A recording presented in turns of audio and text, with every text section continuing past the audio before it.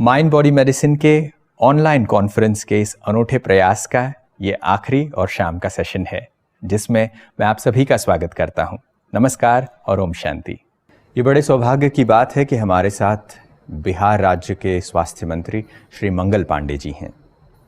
Mind body medicine conference में वो अपने संबोधन दें, उससे पहले मैं उनका परिचय करा देना चाहता हूं। आप बीजेपी बिहार के प्रेसिडेंट रहे हैं, एक बहुत ही जाने माने नेता, एक प्रबुद्ध वक्ता। हिंदी, इंग्लिश, बिहारी और अन्य स्थानीय भाषाओं पर भी आपकी गजब की पकड़ है। आपके सरल व्यक्तित्व के चलते आपको लोग बड़े ही प्रेम से और बड़े ही संवेदनशील नेता के रूप में देखते हैं। आज हम सुनते हैं माइंड बॉडी मेडिसिन कॉन्फ्रेंस पे उनकी शुभकामनाएं। ओम शांति। आज मुझे बहुत प्रसन्नता है कि डॉक्टर बनारसी लाल शाह जी ने मुझे भी आप सब लोगों को संबोधित करने का अवसर दिया है। प्रजापिता ब्रह्म कुमारी संस्थान एक ऐसा संस्था है जहां व्यक्ति अपने को ईश्वर के नजदीक पाता है। हम इस शरीर को धारण करके इस नश्वर दुनिया में क्या कर सकते हैं, क्या करने आए हैं, हमको क्या करना चाहिए, हमारा परम पिता कौन है, इन सारे चीजों का ज्ञान इस संस्था के अंदर जाके मिलता है। मुझे भी यह संयोग प्राप्त हुआ है कि मैं इस संस्थान के मुख्यालय में गया हूं। 2 दिन रहने का अवसर मुझे प्राप्त हुआ है और जिस प्रकार से प्रजापिता ब्रह्म कुमारी संस्थान में मैंने लोग जो वहां अपने स्वयंसेवक थे, उनके सेवा भाव को मैंने देखा, समाज के प्रति उनके समर्पण को देखा, स्वयं किस प्रकार से हर व्यक्ति समाज के लिए उपयोगी हो सकता है, उसका प्रशिक्षण जो वहां मिलता है, उस चीज को मैंने न केवल देखा बल्कि उसकी अनुभूति भी मैंने वहां पर प्राप्त की है। और मैं कह सकता हूं कि इस संस्थान से जो व्यक्ति एक बार जुड़ता है वह समाज को संस्कारित करने लगता है। आज का जो यह सेमिनार माइंड बॉडी मेडिसिन पे रखा गया है, यह निश्चित रूप से बहुत उपयोगी है। शरीर तभी काम करता है जब मस्तिष्क अच्छा रहता है, और शरीर और मस्तिष्क का संबंध बहुत अन्योनाश्रय संबंध है। और यदि मस्तिष्क ठीक ना रहे तो शरीर ठीक नहीं रहता, और यदि हृदय ठीक ना रहे तो मस्तिष्क ठीक नहीं रहता। इसलिए इस माइंड बॉडी मेडिसिन के सेमिनार में मैं जोड़ना चाहूंगा अपनी ओर से कि यदि ये हार्ट माइंड बॉडी मेडिसिन बोले हम तो और बेहतर होगा। एक व्यक्ति कहीं बहुत प्रसन्न मुद्रा में रहता है और उसकी जो फिजिकल एक्टिविटीज होती है, जो शारीरिक रूप से वो दिखाई पड़ता है, वो बहुत बेहतर दिखाई पड़ता है। लेकिन अचानक उसके हृदय को यदि कोई दुख देने वाली खबर पहुंच जाती है तो उसका असर उसके दिमाग पे पड़ता है और फिर तुरंत शरीर की स्थितियां बदलने लगती है। वह व्यक्ति जो प्रफुल्लित दिखाई पड़ रहा होता है, एक दुख का खबर सुन के वह चिंतित दिखाई पड़ने लगता है।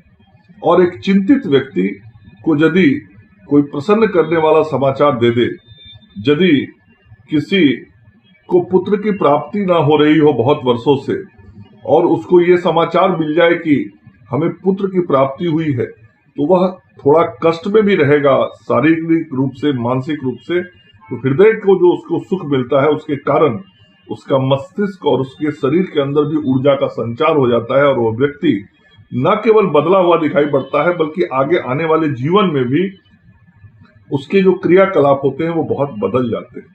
तो निश्चित रूप से ये जो माइंड बॉडी मेडिसिन पे सेमिनार आप सब लोगों ने रखा है, इसमें जो आप चर्चा करेंगे, हो सकता है कि मैं जो विचार व्यक्त कर रहा हूं उससे इतर भी आपकी बातें होंगी, लेकिन निश्चित रूप से यह उपयोगी होगा।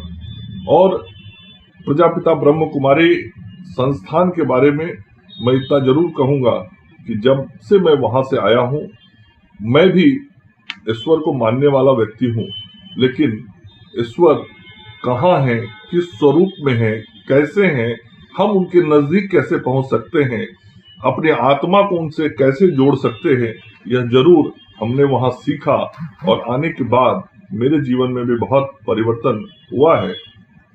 मैं इस कॉन्फ्रेंस के भी सफलता की कामना करता हूं और डॉक्टर बनारसी लाल शाह जी को भी हृदय से धन्यवाद देता हूं कि आपका जो मेडिकल विंग है, आप उस विंग को बहुत बढ़िया तरीके से चलाते हैं।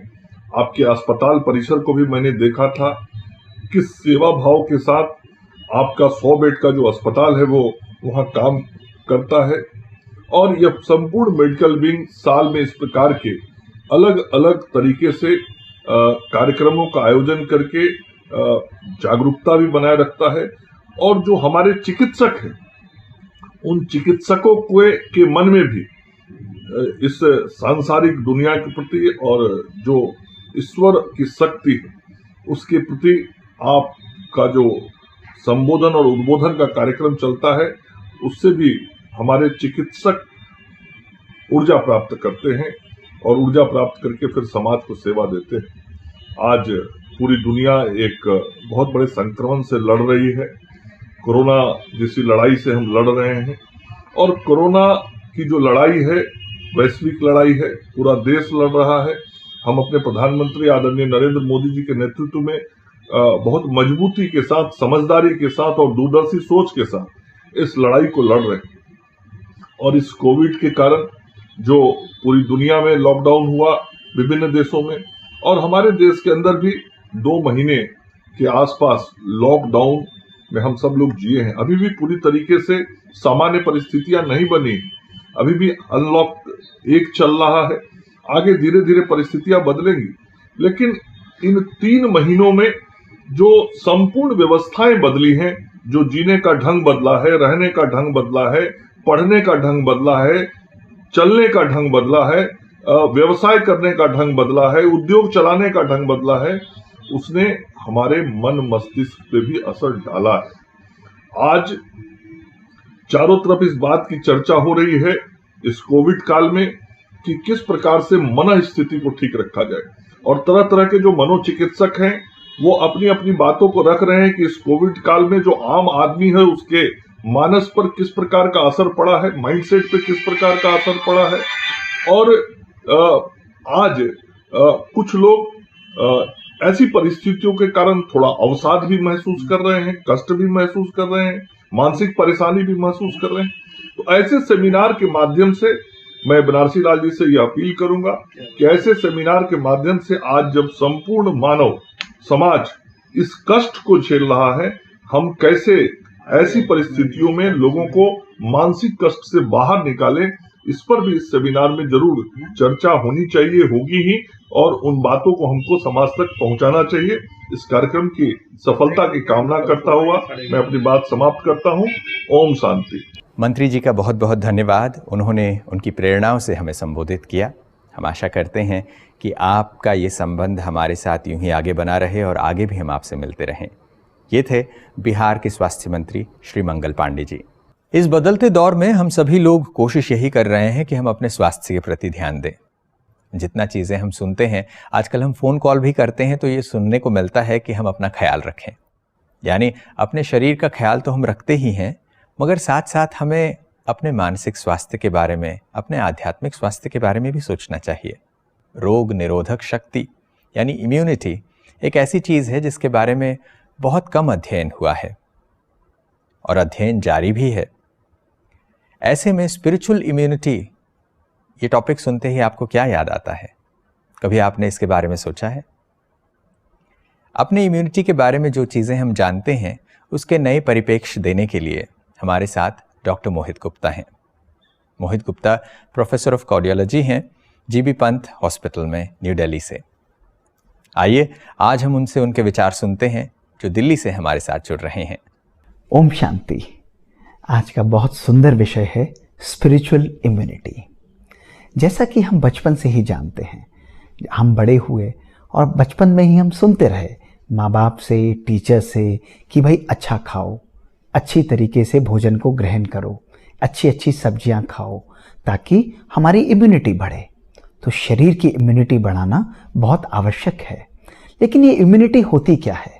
इम्यूनिटी हमारी शरीर की रेजिस्टेंस पावर को झलकाती है। The ability of our body to resist development of any infection. जैसे शरीर की इम्यूनिटी को हम अलग अलग प्रकार की प्रैक्टिसेस से बढ़ाते हैं, उसी प्रकार हमारे मन की इम्यूनिटी को भी बढ़ाना बहुत आवश्यक है। शरीर की इम्यूनिटी के लिए हम क्या क्या करते हैं?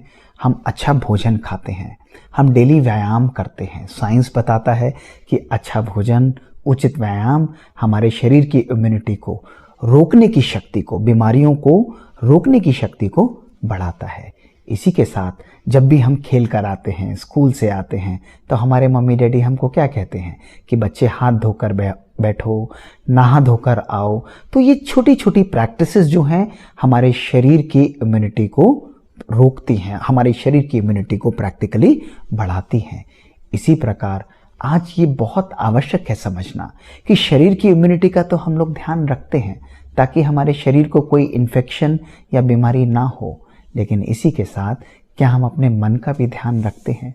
क्या हमारी स्पिरिचुअल इम्यूनिटी, हमारे मन की इम्यूनिटी वो प्रॉपर है? और पहला प्रश्न तो ये उठता है कि हम कैसे जानें कि हमारे मन की इम्यूनिटी प्रॉपर है, या हमको इसकी तरफ ध्यान देने की भी आवश्यकता है। तो दोस्तों, आज इन्हीं कुछ बातों के बारे में हम चर्चा करेंगे। आज अगर हम देखें अपने जीवन में छोटी छोटी बातों पर गुस्से का आना, छोटी छोटी बातों पर इरिटेट हो जाना, अपने आप को हम कहते हैं कि भाई इस पे तो क्रोधित होना नेचुरल है, हमारा मन हमारे संयम के अंदर, हमारे कंट्रोल में नहीं रहता है, हमारे संबंधों में कहीं ना कहीं मिठास चली जाती है, हम जैसा चाहते हैं लोग वैसा नहीं करते, हमारी एक्सपेक्टेशंस उनसे वैसी हैं। तो एक्सपेक्टेशंस का जीवन के अंदर होना, कभी कभी कोई व्यक्ति कुछ हमको छोटी सी बात भी कह देता है और वह छोटी बात बहुत बड़ी हो जाती है हमारे मन के प्रोजेक्टर से, और वो प्रोजेक्टर इतना बड़ा उस बात को कर देता है कि हम अपने इस मन में ग्रज होल्डिंग करते हैं, उस व्यक्ति के लिए वो बात अपने मन में बिठा लेते हैं, अपने मन को थका लेते हैं। हमारा मन संकल्पों से उस व्यक्ति और परिस्थिति के लिए भर जाता है। इसी तरह हमारे संबंधों में कहीं ना कहीं कॉम्पिटिशन्स की फीलिंग, कहीं ना कहीं एक दूसरे के लिए ईर्ष्या, द्वेष और घृणा की भावनाएं, ये सब क्या शो करती हैं?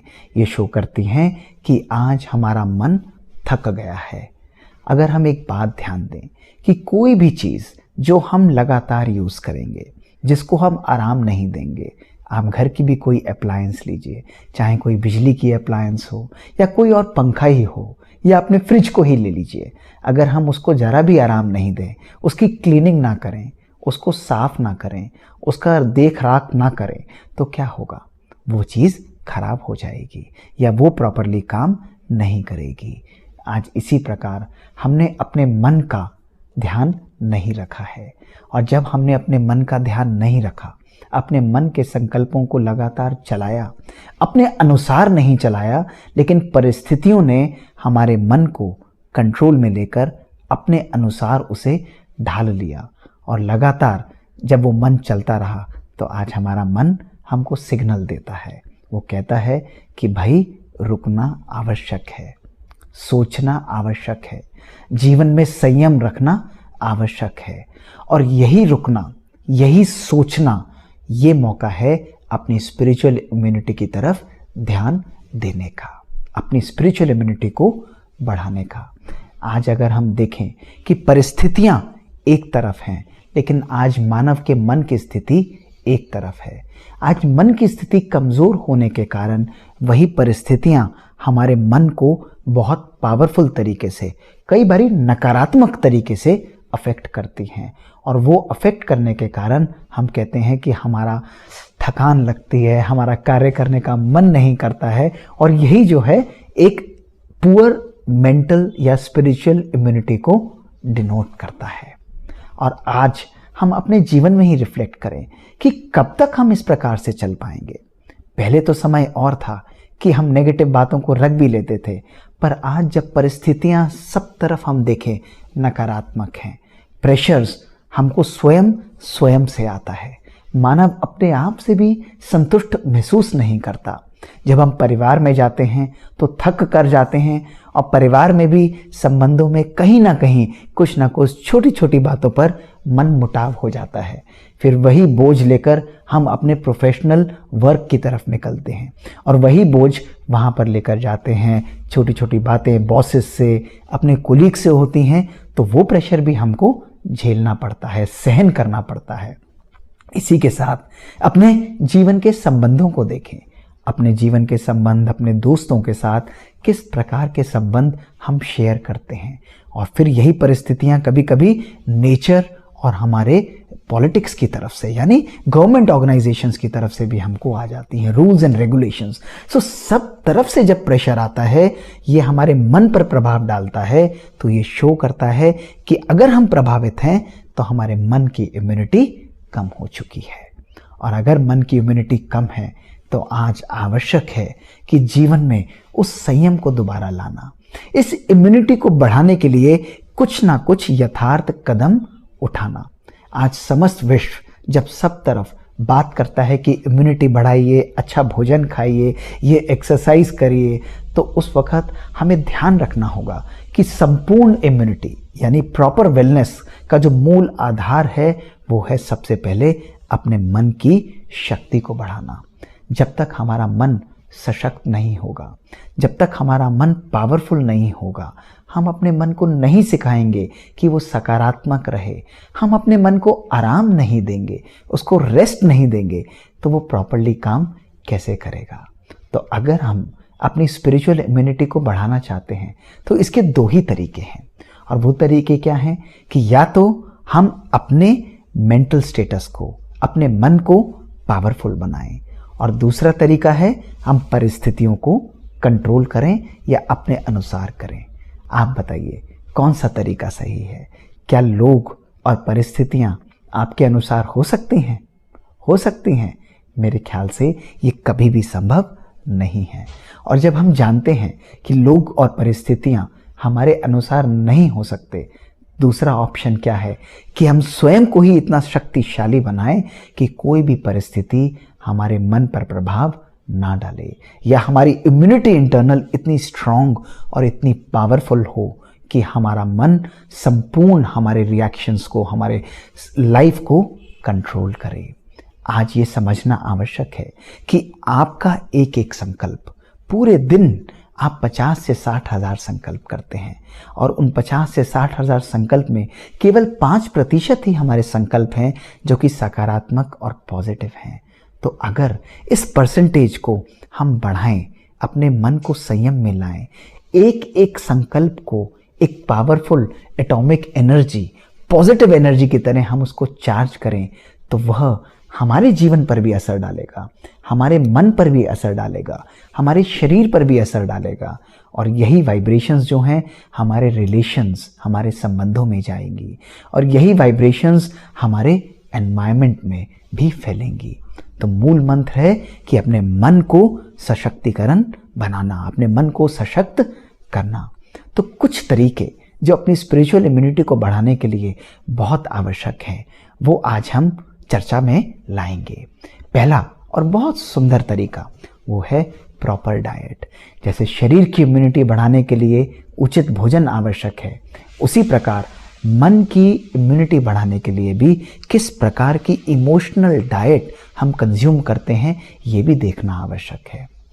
आज अगर हम देखें, हम डिजिटल मीडिया, प्रिंट मीडिया और सोशल मीडिया, इसके ऊपर हमारा जीवन आधारित है। मॉर्निंग से लेकर इवनिंग तक हम लोग नेगेटिव इंफॉर्मेशन को कंज्यूम करते हैं। डर, पैनिक, वरी और अनसर्टेनिटी ये हमारे आज जीवन में नेचुरल इमोशंस हो चुके हैं। कहीं ना कहीं गुस्से का आना, कहीं ना कहीं एंगर और इरिटेशन का हमारे जीवन में आना, ये हमारे जीवन के अभिन्न अंग हैं।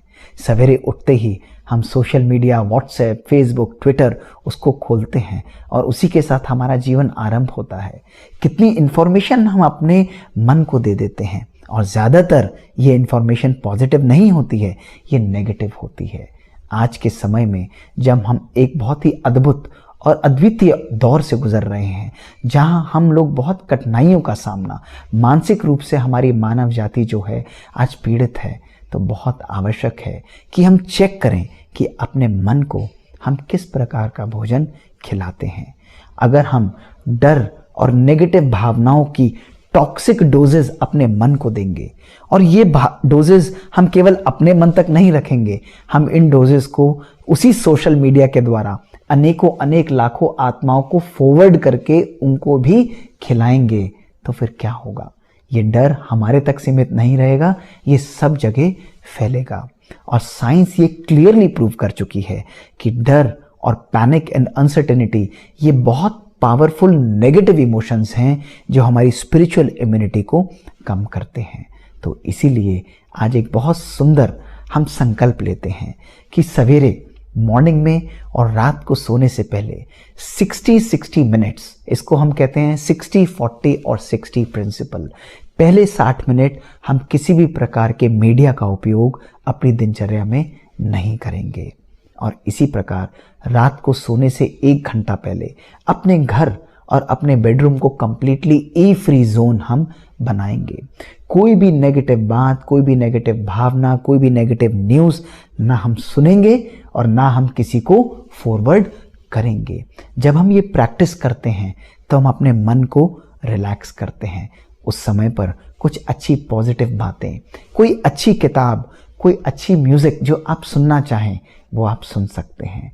इसी के साथ 40 अर्थात जब हम अपने परिवार के साथ बैठे हैं, अपने परिवार के साथ बैठते हुए 40 मिनट कोई भी प्रकार का मोबाइल फ़ोन या मीडिया हम उपयोग नहीं करेंगे। जब हम भोजन करते हैं, टेलीविज़न चल रहा है, मोबाइल फ़ोन हमारे हाथ में है और हम कान पर फ़ोन लगाकर और भोजन ग्रहण कर रहे हैं, ये हमारे इंट्रैक्शंस की क्वालिटी को बहुत कम करता है और हमारे संबंधों को वीक बनाता है, हमारी इम्यूनिटी को कम करता है। जब हम इन नेगेटिव टॉक्सिक डोजेस को कंज्यूम नहीं करते तो हम न्यूट्रल लेवल पर आ जाते हैं। लेकिन इमोशनल डाइट में न्यूट्रलिटी से काम नहीं चलेगा, हमको उसको पॉजिटिविटी की तरफ भी ले जाना पड़ेगा। और उसका तरीका है अपने मन को सकारात्मक संकल्प, पॉजिटिव संकल्प, क्लियर संकल्प एंड पावरफुल संकल्प रोज देना। अपने मन को रोज जब हम इतने पावरफुल और पॉजिटिव संकल्प देंगे तो हमारा एक एक संकल्प हमारे जीवन में हमको एक पॉजिटिव चॉइस देगा। जब हम एक पॉजिटिव चॉइस लेंगे तो हमारा बिहेवियर, हमारा कर्म पॉजिटिव होगा। हमारा सकारात्मक और पॉजिटिव कर्म हमारे को कैसा फील कराता है? हमको अच्छा फील कराता है। हमारी नेचुरली इम्यून रिस्पॉन्स पॉजिटिव हो जाता है और हमारी इमोशंस भी पॉजिटिव होते हैं। तो एक एक संकल्प को पॉजिटिव और पावरफुल एनर्जी से भरना, ये है अपनी स्पिरिचुअल इम्यूनिटी को बढ़ाना। आज के इस समय पर ये बहुत आवश्यक है कि हम अपने एक एक संकल्प को पॉजिटिव और पावरफुल बनाएं, सशक्त करें। रोज उठकर अपने संकल्पों के रचयिता स्वयं बने, अपने संकल्पों के गुलाम नहीं बने। आप हैं अपने संकल्पों के मास्टर, शक्ति आपके पास है। अगर आप चाहें तो आपका एक एक संकल्प आपका फ्यूचर, आपकी डेस्टिनी को क्रिएट कर सकता है। इसी के साथ अपनी स्पिरिचुअल इम्यूनिटी को बढ़ाने की तरफ दूसरा कदम है प्रॉपर एक्सरसाइज करना। जैसे हम शरीर की एक्सरसाइज करके अपनी बॉडी की इम्यूनिटी को बढ़ाते हैं, इसी प्रकार अगर हम अपने मन की एक्सरसाइज करें तो हमारे मन की इम्यूनिटी, स्पिरिचुअल इम्यूनिटी भी बढ़ेगी। ये मन की एक्सरसाइज क्या है? ये बातें हैं बहुत नेचुरल जो बचपन से हम सब लोग जानते हैं। अपने मन को एक दूसरे को प्यार करना सिखाना। जरा सोचिए कि क्या प्यार हमारा नेचुरल इमोशन है या क्रोध और गुस्सा हमारा नेचुरल इमोशन है? नेचुरली एक दूसरे को प्यार करना, एक दूसरे को एक्सेप्ट करना, ये हमारे नेचुरल इमोशन है। जब हम प्यार को, लव को एंगर में कन्वर्ट करते हैं तो हमारी इम्यूनिटी कम हो जाती है। लेकिन जब हम एक दूसरे को प्यार करते हैं, एक्सेप्ट करते हैं, जो व्यक्ति जैसा भी है उसका अपना पार्ट है, वो हमारा अपना है। कभी कभी हमारे मतभेद हो सकता है, हमारा डिफरेंसेस ऑफ ओपिनियन हो सकता है, लेकिन डिफरेंसेस ऑफ ओपिनियन किसी व्यक्ति को सही और किसी व्यक्ति को गलत नहीं बनाता। तो बहुत ज़रूरी है कि हम एक दूसरे की ओपिनियंस को रिस्पेक्ट करते हुए एक्सेप्ट भी करें। जीवन में जीने के लिए केवल हमको 3 बहुत सुंदर बातों की आवश्यकता है। वो है एक दूसरे को अप्रूव करना, एक दूसरे को एक्सेप्ट करना और एक दूसरे को अप्रिशिएट करना। जब हम अप्रिशिएट करेंगे हर व्यक्ति के कर्म को, हर व्यक्ति की बातों को, छोटी छोटी बातों को, जैसे हम बच्चों का उत्साह बढ़ाते हैं, तो ये उत्साह उनका बढ़ाना जैसे उनकी इम्यूनिटी को बढ़ाना होता है।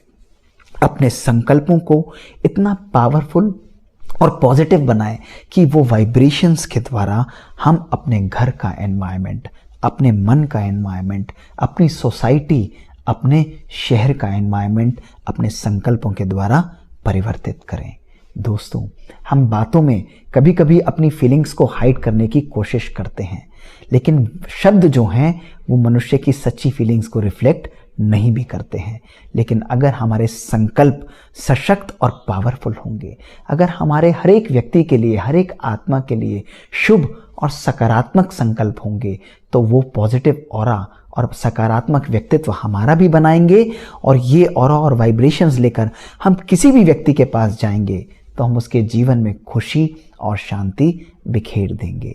आप इसके स्वयं भी अनुभवी हैं कि यदि कोई पॉजिटिव व्यक्ति आपके घर पर आता है तो एनवायरनमेंट घर का नेगेटिव भी हो तो क्या होगा, एकदम पॉजिटिव एनवायरनमेंट बन जाता है और हमको लगता है कि जैसे एक नई एनर्जी हमारे पास आ जाती है।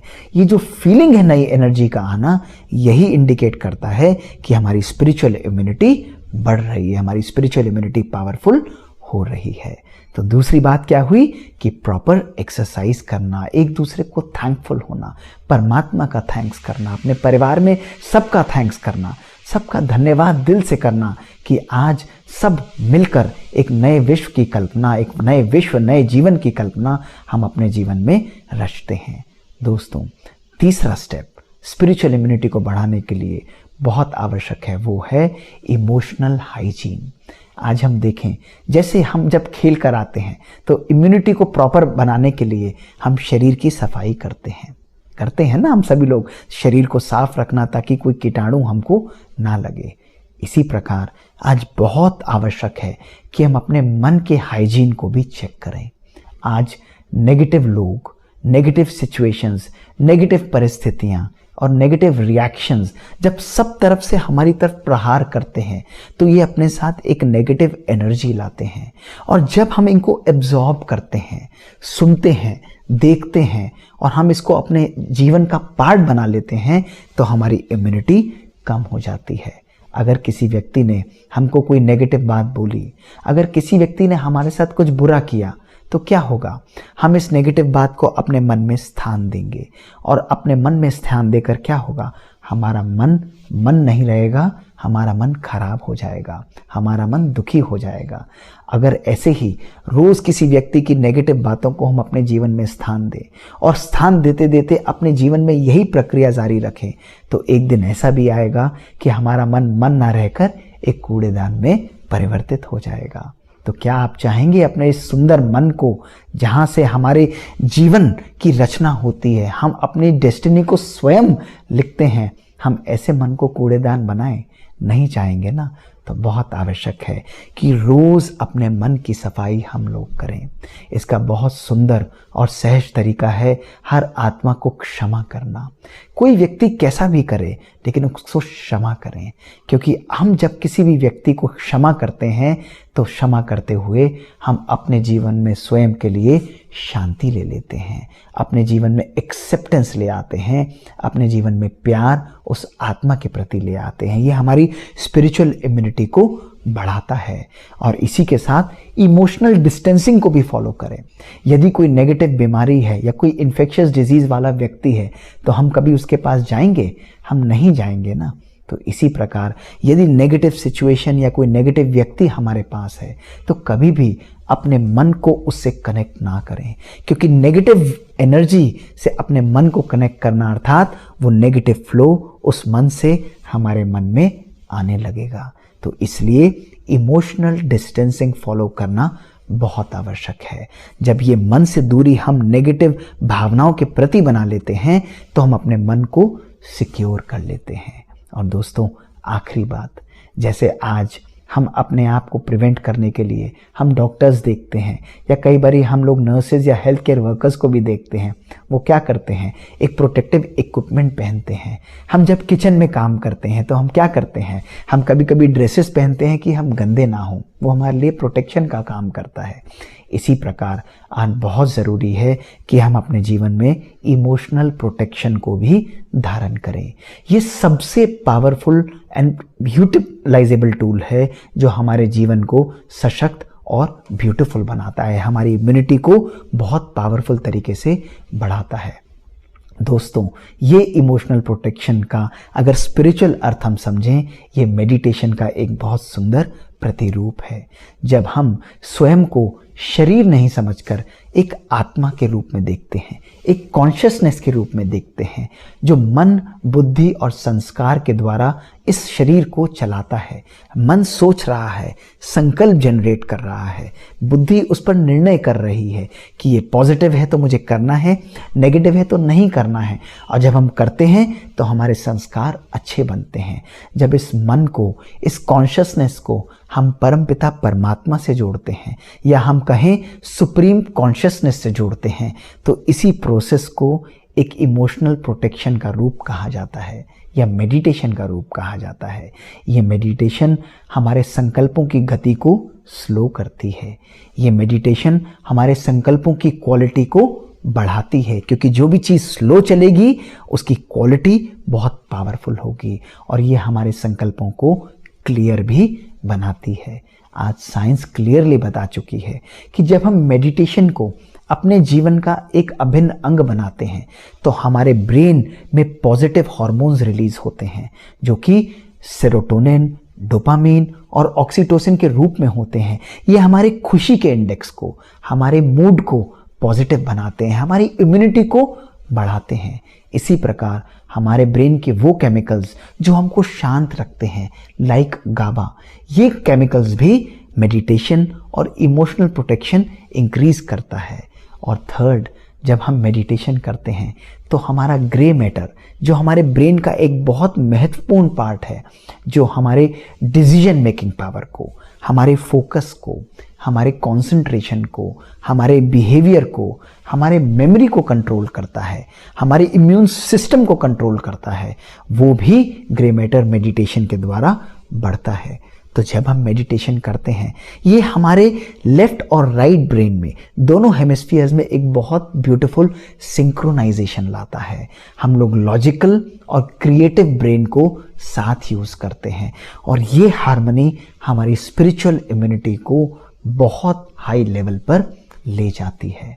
तो आज के इस अद्भुत समय पर, आज के इस अभूतपूर्व समय पर, जब समस्त विश्व अनेक प्रकार की बीमारी के दौर से गुजर रहा है, जहाँ 90 से 95% लोग डर और पैनिक और अनसर्टेनिटी से पीड़ित है, एंग्जाइटी सर्वव्यापी हो चुकी है, बहुत आवश्यक है कि हम स्पिरिचुअल इम्यूनिटी को बढ़ाने के लिए एक संकल्पों का कदम उसकी तरफ बढ़ाएं। केवल इन 4-5 बातों को यदि हम रोज अपने जीवन का एक अभिन्न अंग बनाएंगे तो हमारा जीवन सुख और शांति से परिपूर्ण हो जाएगा। शरीर की इम्यूनिटी का तो हम ख्याल रखते ही हैं, बट आज ज़रूरी है और समय है कि हम अपने मन की इम्यूनिटी की तरफ भी ध्यान दें। मेडिटेशन ज़रूर करें। ओम शांति। डॉक्टर मोहित गुप्ता जी का बहुत बहुत धन्यवाद। मेडिकल प्रोफेशनल्स को हमेशा नेक्स्ट टू गॉड कहा जाता है। आप अगर एक अस्पताल में काम करते हैं तो आप पेशेंट के हीलिंग में मददगार बनते हैं, मगर जो हीलर्स हैं उन्हें हील कौन कर सकता है? कभी कभार हमें भी इस चीज़ की आवश्यकता महसूस हो सकती है। इसी विषय पर बहुत ही सुंदर विचार रखने के लिए मैं आमंत्रित करना चाहता हूं ब्रह्मा कुमारी जयंती दीदी जी को। ब्रह्मा कुमारी जयंती दीदी जी ब्रह्मा कुमारीज के यूरोप की सेवा केंद्रों की निदेशिका हैं। पिछले 50 वर्षों से भी अधिक समय में उन्होंने भारत के बाहर आध्यात्म की अलख को जगाए रखने की कोशिश की है और लाखों लोगों ने उनके व्याख्यानों से लाभ लिया है। ब्रह्मा कुमारीज की पूर्व मुख्य प्रशासिका राजयोगिनी दादी जानकी जी के साथ 40 वर्षों से भी अधिक समय विदेश सेवाओं में रहने का उनका अनुभव रहा है। दीदी जी फिलवक्त लंदन में निवास करती हैं, जो ब्रह्मा कुमारीज का इंटरनेशनल कोऑर्डिनेटिंग ऑफिस है। आइए दीदी जी से सुनते हैं हीलिंग द हीलर के विषय पर उनके विचार। ओम शांति, नमस्कार। आज हम टॉपिक ले रहे हैं हीलिंग द हीलर्स। आप सभी ने अपनी जीवन दी हुई है सेवा अर्थ। मैं मानती हूँ मेडिकल प्रोफेशन एक न सिर्फ प्रोफेशन है परंतु वोकेशन है।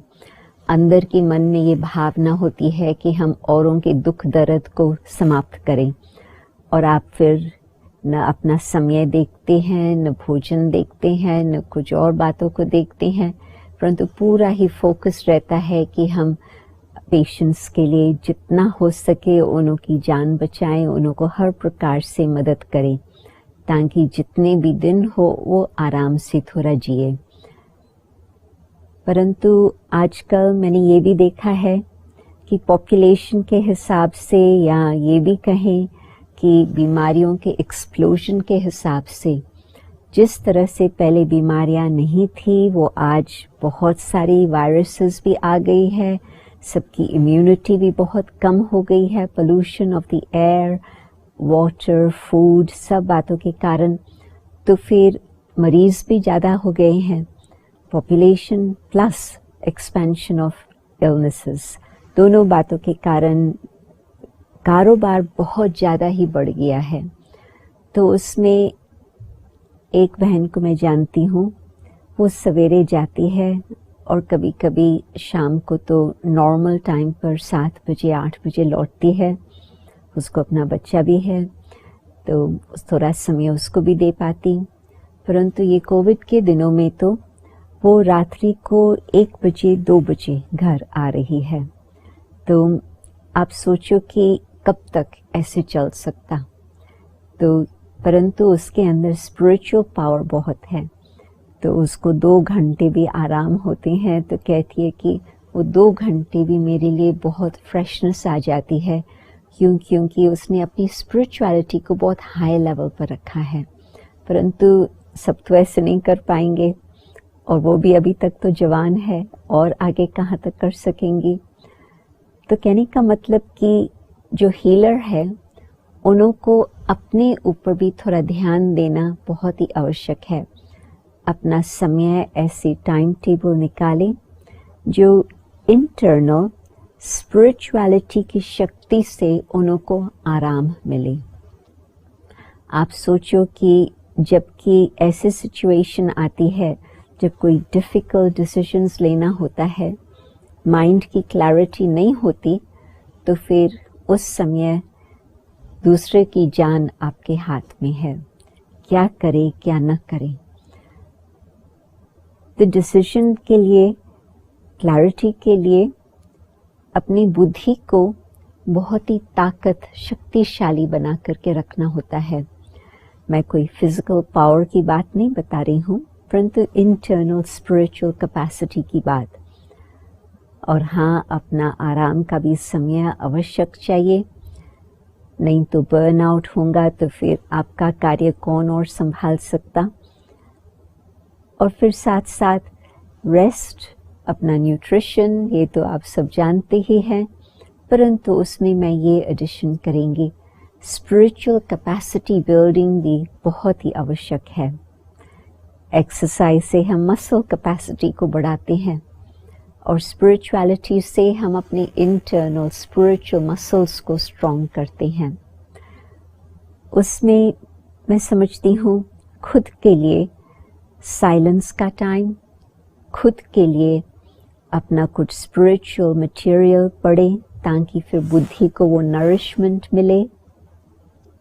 बहुत करके क्या होता है आजकल, हम सोचते हैं कि जब बहुत थके हुए हैं तो नींद तो तुरंत नहीं आएंगी, तो हम टेलीविज़न सेट के सामने बैठ जाते हैं या अपने ईमेल्स देखते हैं या अपना कुछ व्हाट्सएप में वीडियोस देखते हैं आदि।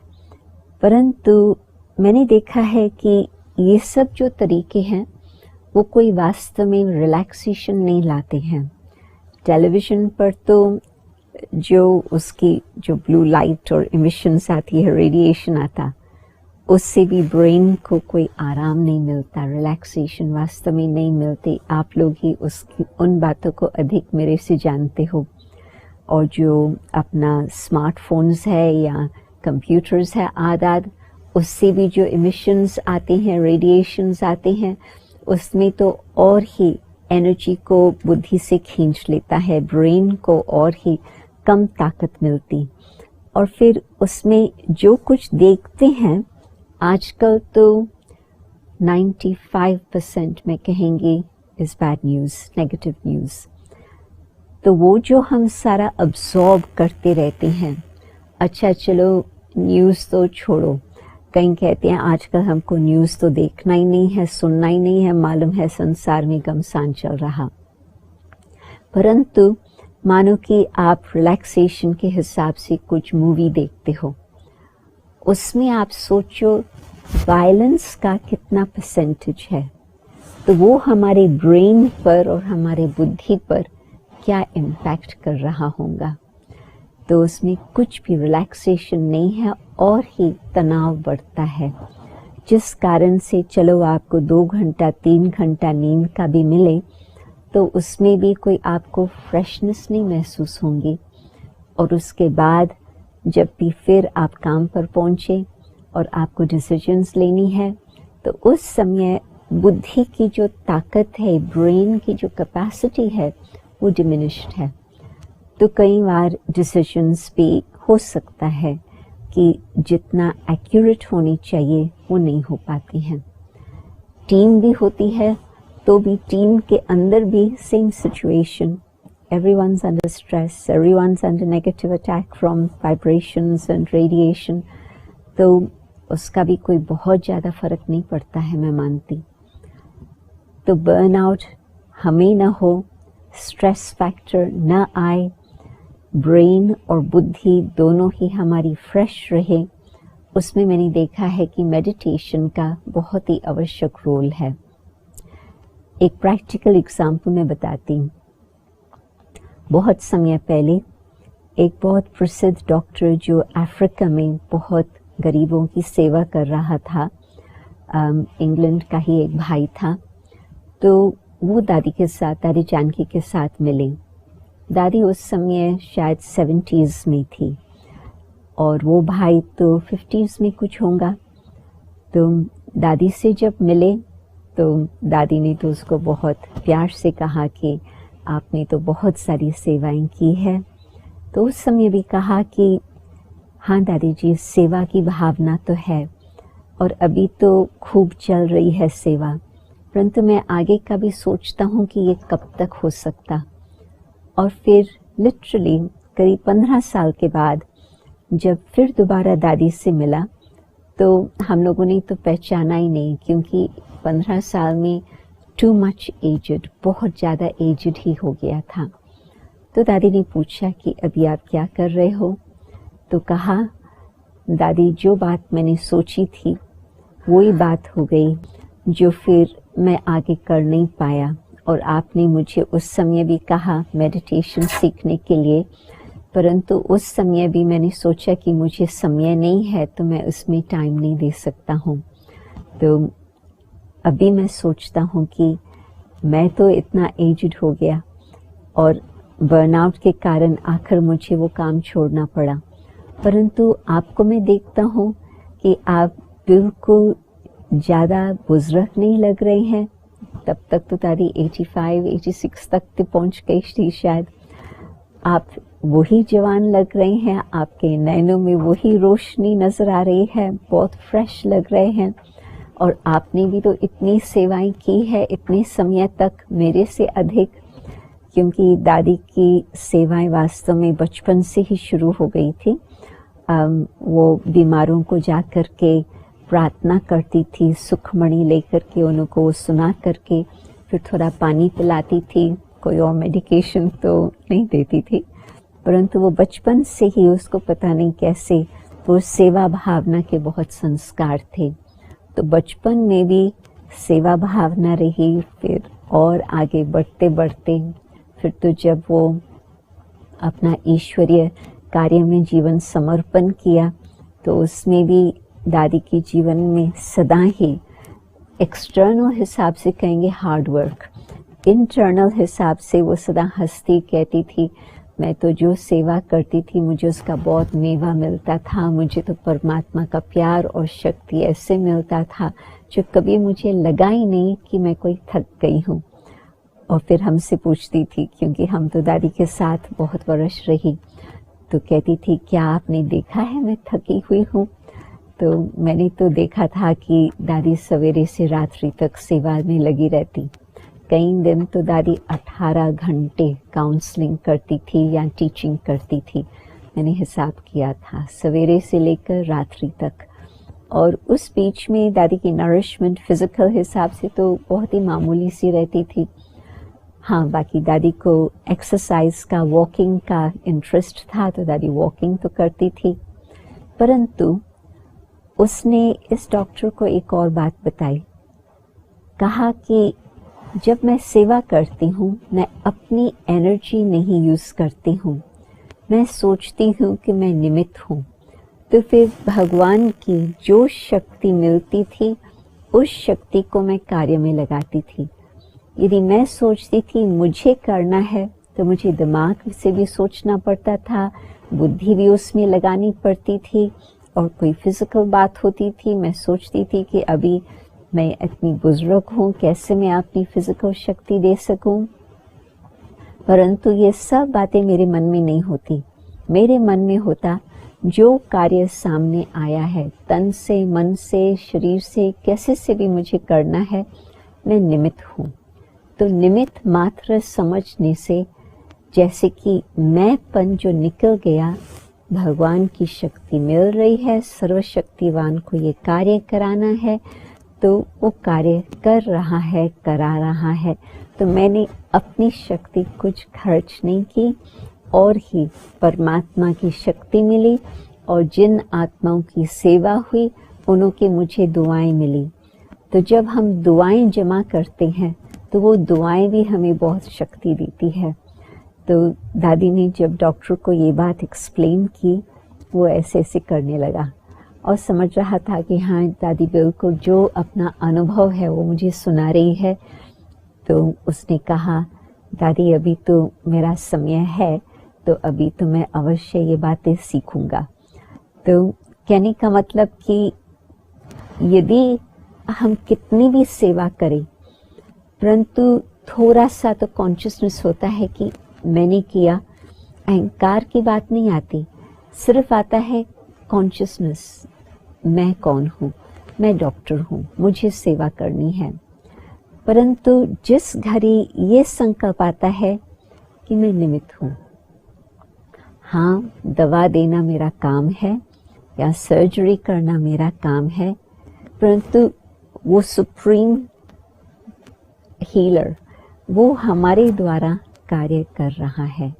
दवाई में भी सिर्फ वो जो बातें होंगी, इंग्रेडिएंट्स होंगी, उससे काम नहीं बनेगा, परंतु जितनी परमात्म याद की शक्ति उसमें होंगी वो काम करेंगी।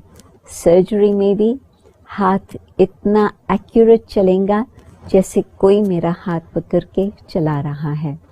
तो जब ये भावना होती है मैं निमित्त हूँ, तो उसमें कभी भी हम कहें स्ट्रेस है, थकान है, इत्यादि इत्यादि, वो नहीं हो पाता। और ही निमित्त बन करके सेवा करो, कमाई होती जाएंगी। जो रुपीस की बात है मैं नहीं कह रही हूँ, वो तो होगा ही, परंतु जो इंटरनल कमाई है अथवा पुण्य के कर्म का खाता हमने जमा किया, जॉब नहीं किया, हमने पुण्य कमाया, हमने पुण्य का खाता जमा किया और वो मेरे साथ है। तो जब ये भावना हमारे अंदर होंगी, आप सोचो कि वो कितनी मदद मिल सकती है। परंतु उसमें और भी कई बातें आती है। उसमें विशेष ये बात आती है कि हम, एक कहानी और मैं सुनाती हूँ, उससे आप समझ जाएंगे। जब मैं 19 वर्ष की थी, ब्रह्मा बाबा से आबू में मिलने आई थी। वैसे तो लंदन में ही रहना होता था, एजुकेशन भी वहाँ, परंतु उस समय भारत में जल्दी जल्दी आते रहते थे, तो उस समय थोड़ा लंबा समय भारत में रहना हुआ। और कुछ समय के बाद मन में यही भावना आई कि मैं ये बातें सीखूं अधिक। बाबा को तो मैं बहुत बचपन से भी जानती थी, दादी जानकी को भी कई बार मिल चुकी थी, परंतु वो जब कोई घड़ी आती है जिसमें अपने जीवन का निर्णय होता, वो घड़ी मेरे लिए उस समय पर आई। तो ये जून 1968 की बात है। तो उस समय बाबा के सामने हमने बताया था कि मुझे ईश्वरीय सेवा में जीवन समर्पण करनी है। तो बाबा ने दृष्टि नैन मुलाकात करते बाबा ने कहा कि बाबा पहले से ही जानते थे। तो मुझे याद आया कि 2 वर्ष पूर्व जब मैं वैसे ही मिलने आई थी तो बाबा ने कहा था कि ये रूहानी टीचर बनेंगी। तो रूहानी जिस्मानी क्या होता, मैं ये शब्द भी नहीं जानती थी, हमारी हिंदी इतनी तक नहीं थी। तो उस समय तो मैंने प्यार से सुना, परंतु कोई उसका पूरी भावना समझ नहीं पाई। फिर जब खुद ही मन में आया कि मुझे ये जीवन बनानी है तो बाबा को बताया, तो बाबा ने याद दिलाया। तो एक दिन मैं समझती शायद हम 6-7 दिन उस समय रहे थे आबू में। तो एक दिन बाय चांस बाबा और हम अकेले ही बैठे थे। तो बाबा ने प्रश्न पूछा। बाबा ने कहा कि ऐसे हो सकता है कि विश्व भर की सब आत्माओं से बीमारी निकल जाए। और फिर बाबा ने ऐसे कहा। बाबा की उम्र थी 92, हमारी थी 19। तो मेरे पास तो कोई उत्तर नहीं था बाबा को बताने का। और फिर सेकंड बाबा ने प्रश्न पूछा, क्या ऐसे हो सकता है कि मनुष्य जो इतने दुखी है सब के दुख मिट जाए? बाबा ने फिर भी हाँ कहा। और फिर तीसरी बात, जबकि आज इतनी गरीबी है, क्या ये हो सकता है कि गरीबी मिट जाए? फिर भी बाबा ने हाँ कहा। तो बाबा ने कहा कि ये सब कुछ बातें संभव है, परंतु तब होगा जबकि मनुष्य के मन से काम, क्रोध, लोभ, मोह, अहंकार मिट जाए।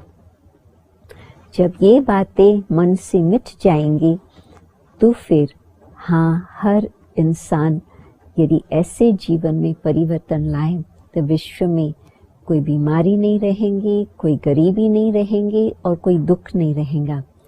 परंतु आपको खुद को करना पड़ेगा। पहले आप पुरुषार्थ करके ये 5 विकारों पर जीत प्राप्त करो, तो फिर आपको देख करके और भी सीख सकते। परंतु आप उनको बोलेंगे क्रोध पर जीत पाओ, लोभ पर जीत पाओ, बोलने से नहीं हो पाएगा। तो ये करके दिखाना होता है। तो हाँ, अवश्य ही जैसे ही विश्व में लोग इन बात को मानते रहेंगे, परिवर्तन होता रहेगा, तो फिर ऐसे संसार आ सकता है ज़रूर। तो आजकल के संसार की हालतें देख करके एक तरफ युद्ध की बातें हम सुन रहे हैं, दूसरी तरफ रेसिज्म की बातें बहुत प्रचलित है कई देशों में, और फिर तीसरी बात तो कोविड बीमारी की। और पहले तो कहते थे कि हाँ, जब गर्मी आएंगी तो वायरस ख़त्म हो जाएगा, फिर कहने लगे नहीं, गर्मी का कुछ उस पर इम्पैक्ट नहीं है, फिर शायद जून तक सब बातें ठीक हो जाए। अभी जून में कहते हैं शायद सितंबर तक शायद सब ठीक हो जाए। कहीं तो कहते हैं कि वर्ष के एंड तक चलेगा, कहीं कहते हैं कि शायद नेक्स्ट ईयर तक भी चलेगा। तो ये सब बातें आजकल चल रही है। तो ऐसे समय पर जबकि इतनी अनसर्टेनिटी है और ये भी लोगों के मन में भय है, न सिर्फ बीमारी का परंतु आर्थिक समस्या का भी बहुत कंसर्न है। तो ये सब जो बातें अभी आजकल आ रही है, तो मैं सोचती हूँ कि बाबा के जो उस घड़ी के महावाक्य थे बहुत ही शक्तिशाली थे। परंतु यदि हम चाहते हैं कि विश्व का कुछ नया मोड़ आए, विश्व कुछ एक नई दिशा पर आगे चले, उसके लिए अपने आप को हील करना होगा। क्योंकि जिस तरह से हम और बीमारियों को देखते हैं, उन्हों को पहले डायग्नोस करना होता, डायग्नोस करके फिर उसका कुछ इलाज सोचना होता है, और न सिर्फ वो इलाज देखना होता परंतु उसके साथ साथ कई प्रिकॉशंस लेनी होती है। तो ये सब सिस्टम बना हुआ है, परंतु पहले तो है डायग्नोस करना। तो आज के संसार की जो हालत है, बहुत कम लोग स्पिरिचुअलिटी के हिसाब से ये सब प्रॉब्लम्स को देख करके समझ सकते हैं कि आखिर भी इन प्रॉब्लम्स का कारण क्या है। हाँ, हम कहेंगे कि एनवायरनमेंट को बहुत डैमेज किया है, इस कारण से वायरस जानवरों से मनुष्यों तक पहुंचा है, हम कारण बताएंगे। फिर कहेंगे हाँ, एनवायरनमेंट को तो ठीक करना चाहिए। फिर एनवायरनमेंट की बात उठाएंगे, फिर कहेंगे कि परंतु हमारी इकोनॉमी के हिसाब से ये सब कुछ इस तरह से ही चलेगा, कुछ उसमें फ़र्क नहीं पड़ने वाला है। तो जो हम कहते थे कि world coming back to normal, what is normal? आजकल कई लोग इस बात पर भी विचार कर रहे हैं। हमारी लाइफ कोविड से पहले नॉर्मल नहीं थी। आप थोड़ा याद करो, भाग दौड़, यहाँ से वहाँ से, कार्बन फुटप्रिंट को बढ़ाते जाओ, न सिर्फ देश की ट्रैवलिंग, न सिर्फ सिटीज़ की ट्रैवलिंग, परंतु सिटीज़ के अंदर भी कितनी ट्रैवलिंग। तो अभी थोड़े समय के लिए वो अभी life is returning to normal. उसमें जो वाइल्ड लाइफ है उसके लिए भी थोड़ी नॉर्मैलिटी आ गई है, परंतु कब तक? और फिर जो पोल्यूशन थी हवा की, मैंने उस दिन बहुत सुंदर बात सुनी कि कई स्थान जो हिमालय से करीब 200 किलोमीटर दूर है, आदाद इस प्रकार से, वहाँ से 30 साल के बाद उन्हों को पहाड़ नज़र आ रहे हैं। पहले तो इतना पोल्यूशन था, स्मॉग था, जो उनको मालूम था कि हाँ पीछे यहाँ से कहाँ से पहाड़ है, परंतु नज़र नहीं आते थे। अभी 30 साल के बाद पोल्यूशन इतनी कम हुई है जो अभी कुछ नज़र आ रहा है, परंतु फिर कारोबार चालू हो जाएंगे। What is normal? क्या हमारी वही नॉर्मल लाइफ बन जाएंगी, या कुछ हम सोचेंगे कि अभी कुछ परिवर्तन होना चाहिए? फिर बात आ जाएंगे, but we need coal, we need petrol, we need fossil fuels, उसके बगैर कैसे काम चलेगा? तो अलग टॉपिक है, परंतु वास्तव में अलग टॉपिक नहीं है। मैं क्यों ये 2-3 बातें मिक्स कर रही हूँ? क्योंकि ये जो आजकल की प्रॉब्लम्स है, जिस कारण से अनेक मेडिकल इश्यूज भी आ गई है, चाहे स्ट्रेस की बात हो, चाहे अस्थमा की बात हो, कितनी बातें आप जानते हैं, परंतु उसका जो मूल कारण है काम, क्रोध, लोभ, मोह, अहंकार। और मुझे लगता है कि आज ऐसे घड़ी आई है जिसमें कई लोगों का ध्यान गया है मेडिटेशन की तरफ। पहले जो कहते थे हमको टाइम नहीं है, अभी तो लॉकडाउन में बहुत लोगों को एक्स्ट्रा टाइम मिल गया, तो अभी वो जानते हैं कि कुछ हमें आंतरिक आत्मा के लिए कुछ करना होगा। परंतु मैं ये भी समझती हूँ कि और आगे जैसे समय बढ़ता जा रहा, लोगों को ये भी भावना आएंगी कि हम कुछ इन बातों का आध्यात्मिक रहस्य समझें कि ये सब बातें जो चल रही है संसार की, उसका कारण क्या है। और वो इसी बात पर पहुंचेंगे कि हाँ, हमारी जो एक्टिविटी है, जो मानव के प्रिंसिपल्स होने चाहिए, शांति से अपने मन को संभालें, धैर्यता से हम एक दूसरे के साथ व्यवहार करें, रिस्पेक्ट से हर एक के साथ हम इंटरैक्ट करें, जो भी मानव की ओरिजिनल क्वालिटीज़ है, कंपैशन हमारे जीवन में हो। कईयों के लिए करुणा से करुणा, कंपैशन, ये बात थोड़ा ध्यान पर आई है, सभी को नहीं परंतु कुछ कुछ लोगों को। तो यदि हम इन बातों पर थोड़ा विचार करते हैं तो देखते हैं कि जो नेगेटिव फोर्सेस है वो नेगेटिविटी निकल जाए और पॉजिटिविटी, उसमें ये जो मनुष्य आत्मा की नेचुरल संस्कार है वो फिर से जागृत होने का मौका बने। तो जब वो हमारे गुण जीवन में आ जाएंगे, हाँ, तो फिर हम देखेंगे कि संसार में कुछ परिवर्तन हुआ है। तो हीलिंग के सब्जेक्ट में न सिर्फ हम अपने को बर्नआउट से बचाएं या स्ट्रेस से बचाएं, परंतु साथ ही साथ जो ये अंदर की बीमारियां हैं, और एक तरफ से आप कह सकते हैं ये मानो कि लोभ है किसके अंदर, क्रोध है किसके अंदर, बीमारियां ही तो है। आप जानते हैं कि साइकोसोमैटिक इलनेसेस का कितना इम्पैक्ट होता है। तो जो हमारे साइकी के अंदर में है उसका सोमा शरीर पर इफेक्ट आ रहा है। You know more about this than I do. तो एक तरफ तो हम कहेंगे कि ये सब बीमारियां हैं, नेगेटिविटी जो भी है। दूसरी तरफ हम ये भी कह सकते हैं कि ये एडिक्शंस है, सेम थिंग। चाहे अल्कोहल की एडिक्शन है, बीमारी भी है, एडिक्शन भी है। चाहे वो ड्रग्स की, सब्सटेंसेस की बात हो, सेम थिंग, बीमारी भी है और फिर साथ साथ ये उसका एडिक्शन भी है।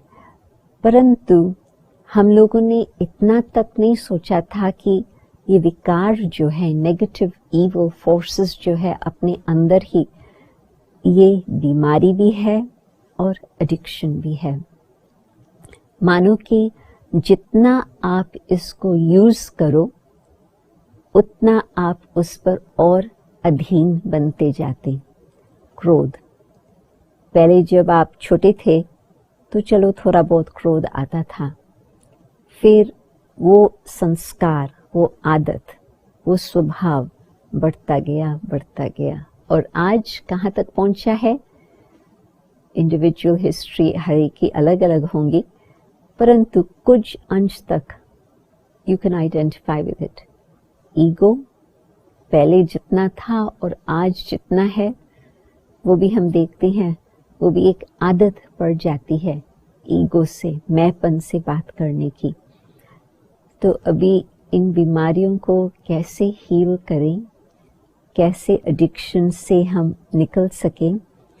आप देखेंगे जो एडिक्शन साइकिल है, पहले संकल्प आया, शायद किसी का संग था, सिगरेट्स, अल्कोहल, सब्सटेंस, कुछ भी बात हो, यूजुअली इट्स कंपनी, किसका संग मिला तो हमने वो बात शुरू की।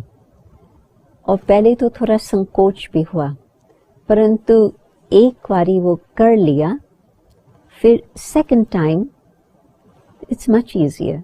फिर सेकंड टाइम वो शराब लेना या सिगरेट पीना आदत वो हो जाता। फिर तो वो नेगेटिव साइकिल जो बन जाती, आदत, संकल्प आया, वो कार्य किया, वो एक आदत पड़ गई।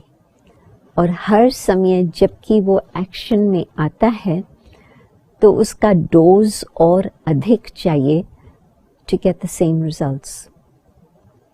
पहले 1 सिगरेट, फिर 10 सिगरेट, फिर 20 सिगरेट, वो बढ़ता जाता है। तो क्रोध की एग्जाम्पल लेते हैं। पहले जितना क्रोध था और आज जितना क्रोध है या ईगो है, उसकी मैनिफेस्टेशन जिस तरह से होती, आप देखो उसका इम्पैक्ट खुद पर क्या हो रहा। उसका इम्पैक्ट औरों पर तो नेगेटिव होता है और फिर साथ साथ उसका जो वातावरण बनता है वो भी बिगड़ता जाता है, परंतु खुद पर इम्पैक्ट, वो आदत और मजबूत होती जाती। फिर ब्लड प्रेशर रेज होता है, फिर मेटाबॉलिज्म सारा अपहीवल हो जाता है, फिर एड्रेनलिन, यू नो दिस। तो अब हम इस बीमारी को कैसे काटें? जब एडिक्शन होती तो और किसके कहने से वो एडिक्शन को समाप्ति नहीं आ सकती। जब खुद के मन के अंदर आवाज आता है कि मुझे इस बात को समाप्त करना है, क्यों? क्योंकि मुझे अधीन नहीं रहना है, मुझे फ्रीडम चाहिए, इस बात की फ्रीडम। तो जब ये संकल्प आता है कि I want to be free, I don't want anger, I don't want greed, I don't want ego, जब ये एक पक्का निश्चय होता, पक्का संकल्प होता, तो फिर हम उस बात पर पुरुषार्थ करने लगते हैं। और अकेला पुरुषार्थ तो बहुत मेहनत की बात होती, परंतु एडिक्शंस में, सब्सटेंस एडिक्शंस की बात देखा गया है कि न सिर्फ खुद व्यक्ति को संकल्प हो, परंतु वो परमात्मा से संबंध जोड़ के उससे शक्ति लेवे, तो वो जो विल पावर मिलती है, तो वो जो पहले बहुत मुश्किल लगता था वो सहज हो जाता, तो वो साइकिल टूट जाती। और फिर आज नए प्रकार का संकल्प, नए प्रकार का कर्म, और वो जो पहले वाली आदत थी वो धीरे धीरे मिट जाती और खींच भी नहीं होती, और फिर री एडिक्शन का पैटर्न भी नहीं होता। अपने पास खूब सारा एडिक्शन के बातों में, फ्रीडम फ्रॉम एडिक्शन की बातों पर रिसर्च भी हुआ है, प्रैक्टिकल केस स्टडीज भी है, और ये देखा गया है कि नहीं तो मानो कि कोई सिगरेट छोड़ता है 1 साल, 5 साल, 10 साल, फिर खींच होकर के शुरू हो जाती है आदत। परंतु जहाँ पर इंटरनल विल पावर है, मुश्किल नहीं लगता, इजी लगता, परंतु साथ साथ फिर से वो बात जागृत नहीं होती। तो एंगर, ईगो, ये सब बातें जो है अंदर की बीमारियां, हीलर को उन सब बातों को भी हील करना बहुत ही आवश्यक है। क्यों? क्योंकि आपकी जो स्थिति है न सिर्फ आपके लिए फायदे की बात है, परंतु आपके घर पे रहने वाले आपके साथी जो भी है, जितना भी बड़ा छोटा परिवार हो, उनों के ऊपर भी प्रभाव पड़ता। परंतु आप जिस जगह पर काम करते हैं, चाहे क्लिनिक है, चाहे सर्जरी है, चाहे बहुत बड़ी हॉस्पिटल है, आपका कितनों के साथ व्यवहार चलता, आपकी पेशेंट्स की लाइन कितनी लंबी है, कितने आपके साथ नर्सेज, डॉक्टर्स और मेडिकल टीम्स कितने साथी हैं, सब सेवा करने वाले। तो एक व्यक्ति का प्रभाव कितने हंड्रेड्स के ऊपर पड़ता है, मिनिमम हंड्रेड्स, कभी तो कहेंगे थाउजेंड्स भी शायद होगा। परंतु आपके परिवर्तन से अनेकों को प्रेरणा मिलेंगी और उन्हों की दुआएं भी आपको मिलेंगी, और जो आपका कार्य होगा उसमें आप और ही अधिक सफल रहेंगे। क्यों? क्योंकि यदि आपको कोई जानता हो और वो देखे कि अभी आपके अंदर कितनी नम्रता आ गई, ज़रूर उनका संकल्प चलेगा, ये कैसे हुआ?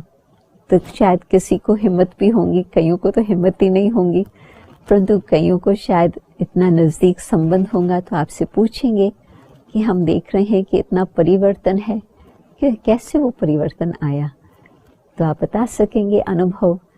प्रैक्टिकल लाइफ ट्रांसफॉर्मेशन होती है राजयोग के द्वारा। क्यों?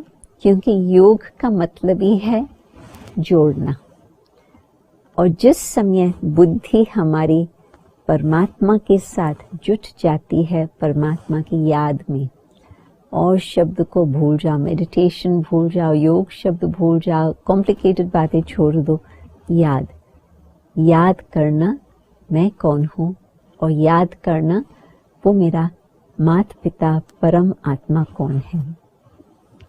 मैं हूँ ज्योति स्वरूप आत्मा, वेरी सिंपल, यहाँ प्रकृति के बीच निवास करने वाली, और वो है परम आत्मा सुप्रीम। तो यदि हमें ये दो बातों की पहचान होती तो याद करना बहुत ही सहज है, और कहते हैं याद से याद मिलती है। हम परमात्मा को प्यार से याद करें तो उन्हों की याद भी हमारे तक पहुंचती है, परंतु न सिर्फ उन्हों की याद पहुंचती है, परंतु उन्हों के गुण भी हमारे पास आ जाते। आज आपने किसी का संग किया या तो आपका असर उन पर होगा या तो उनका असर आप पर होगा। There's an exchange of energy। तो उसमें जो कंपनी कलर्स कहते हैं, तो संग का रंग लगता है। अभी हम और संग छोड़ एक परमात्मा के संग अपनी बुद्धि को जोड़ते हैं, जो गीता के महावाक्य आते हैं। परंतु यदि ऐसे हम सचमुच करते हैं तो परमात्मा के जो गुण है वो सहज सहज हमारे जीवन में बिल्कुल अनुभव भी होते हैं और फिर उनका प्रत्यक्ष स्वरूप भी नजर आता है कि हम किस तरह से औरों के साथ व्यवहार कर रहे हैं। ये सब कुछ हम अंदर में धारण कर पाते हैं। तो अभी हम क्या करते हैं कि कुछ मिनटों के लिए हम उस परमात्मा की याद में रहते हैं। तो ये जो प्रैक्टिकल कुछ बातें बताई, हाँ, अपने ऊपर बहुत सहज है ध्यान रखना कि थोड़े समय के अंदर भी बुद्धि को हम फ्रेश करें, ब्रेन को फ्रेश करें और फिर साथ साथ निमित्त बन करके हम कार्य अपना करें ताकि बर्नआउट, स्ट्रेस वगैरह से हम फ्री रहें। और फिर साथ साथ जो इंटरनल प्रॉब्लम्स है उसको हम देख करके परमात्मा की शक्ति के द्वारा हम उसमें परिवर्तन लाएं, तो उससे अपने जीवन का बहुत ही परिवर्तन हो सकता और ही जो हमारा कार्य है हीलिंग का, हम अच्छी तरह से अनेक आत्माओं को और ही अच्छी तरह से वो कार्य संपन्न कर सकेंगे। तो अभी जैसे शांति से बैठे हैं वैसे शांति से बैठे रहें और जिस तरह से मैं अपने संकल्प को बताती रहेंगी आप उसी अनुसार अपने संकल्प को दौरान को भी रखना, तो आपको अवश्य ही वो जो परमात्मा की छत्र छाया का अनुभव है वो आपको अवश्य होगा। शरीर को रिलैक्स करते, अंदर आत्मा खुद को देखती कि मैं कौन हूँ।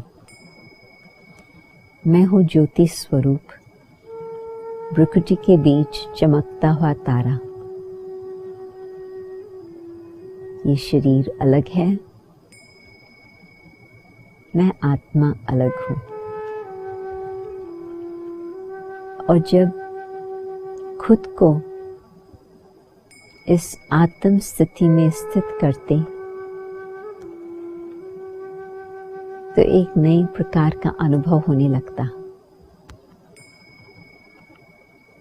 जैसे कि हम सागर के कंठे पर पहुंच गए और परमात्मा द्वारा, सागर द्वारा हमें शांति की किरणें, शांति की लहरें पहुंच रही है। शांति की लहरें को प्राप्त करके जो शरीर की थकान थी और आत्मा की थकान थी, दोनों ही मिट जाती। जैसे बहुत गर्मी में लगता है थकान है और सागर के कंठे पर जो लहरें आती है वो तन मन को शीतल बना देती। इसी तरह से परमात्मा शांति का सागर, वो लहरें आत्मा को बहुत अच्छी तरह से शांति, शीतलता और एक पवित्रता का अनुभव होने लगता। जैसे कि मैल और कचरा धुलाई होकर के साफ हो गए और आत्मा सचमुच प्रकाश में, शांत में स्थिति का अनुभव करने लगती। शांति, पवित्रता, सत्यता, प्रेम, ये सब अनुभव आत्मा को प्राप्त होते हैं परमात्मा सागर के द्वारा। और जैसे ही ये सब अनुभव होते रहते, जो आत्मा को अंदर की खुराक की आवश्यकता थी, वो खुशी, वो सुख, वो आनंद आने लगता। मुझ आत्मा का आदि स्वरूप, पवित्र स्वरूप, शुद्ध स्वरूप, सुख स्वरूप, आनंद स्वरूप, आत्मा उसका अनुभव करने लगती। और ये जो वाइब्रेशंस है न केवल मन तक पहुंचते हैं, परंतु ये वाइब्रेशंस इस तन को भी पहुंचकर इस तन को भी पावन बनाती, शक्तिशाली बना देती।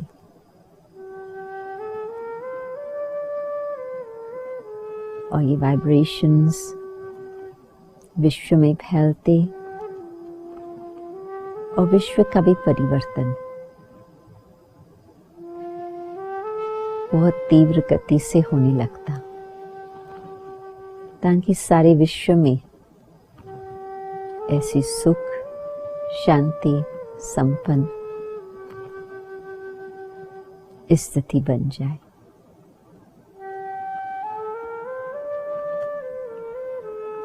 इसी अनुभव को साथ लेते वापस इसी धरती पर आते, परंतु अपने साथ परमात्मा की याद और आत्म शक्ति लेकर के आते। तो जो अपना कार्य है और ही हम एक नई दृष्टिकोण से उमंग, उल्लास और शक्ति से वो कार्य हम कर सकते। ओम शांति। ज्ञान की बिंदुओं की गहराई में ले जाने के लिए जयंती दीदी जी का तहे दिल से धन्यवाद। बातों को कहने का उनका अंदाज बड़ा ही निराला है। चीज़ों को वो सीधे दिल से कहती हैं, जो बातें दिल तक पहुंच जाती हैं। मैं समझता हूँ हीलिंग द हीलर के विषय में उन्होंने जो बात कही है, वो हमें भी कहीं ना कहीं अंदर से हील कर रही होगी। दोबारा आप सभी की तरफ से जयंती दीदी जी का धन्यवाद। माइंड बॉडी मेडिसिन के संडे शाम के इस समापन सत्र में, आखिरी सत्र में, आप सभी लोगों के लिए एक बहुत ही सुंदर प्रस्तुति है। आजकल हर कोई दूर रहते हुए भी एक दूसरे से कनेक्टेड रहने की कोशिश कर रहे हैं, और यही कोशिश हम भी कर रहे हैं। अगला गीत जो आपके सामने प्रस्तुत किया जा रहा है, वो भी इसी एक कनेक्शन का एग्जाम्पल है। एक mother and daughter duo BK Sarojini ji, जो रिश्ते में बीके अस्मिता जी की माँ लगती हैं। बीके सरोजिनी जी रहती हैं पूना में, और वो अपनी बेटी बीके अस्मिता जो कलकत्ता में रहती हैं, उनसे साथ साथ जुड़कर ये गीत गा रही हैं। जीवन के दाता है सांसों के स्वामी, ये नैया की पतवार तुमको है अर्पण। इस अनूठी कोशिश को हमने भी खूब सराहा है। आशा करते हैं आपको भी ये बहुत पसंद आएगा। जीवन के दाता, सांसों के स्वामी।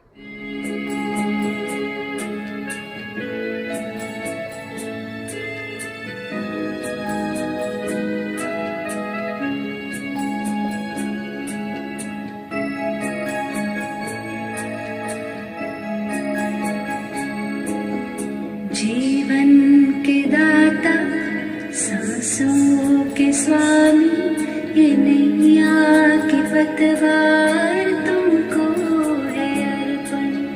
जीवन के दाता, सांसों के स्वामी, ये नैया की पतवार तुमको है अर्पण। प्राणों के प्यारे बाबा हमारे, प्राणों के प्यारे बाबा हमारे, तुझे तेरा सब कुछ समर्पण समर्पण। जीवन के दाता, सांसों के स्वामी ये नैया की पतवार तुमको है अर्पण।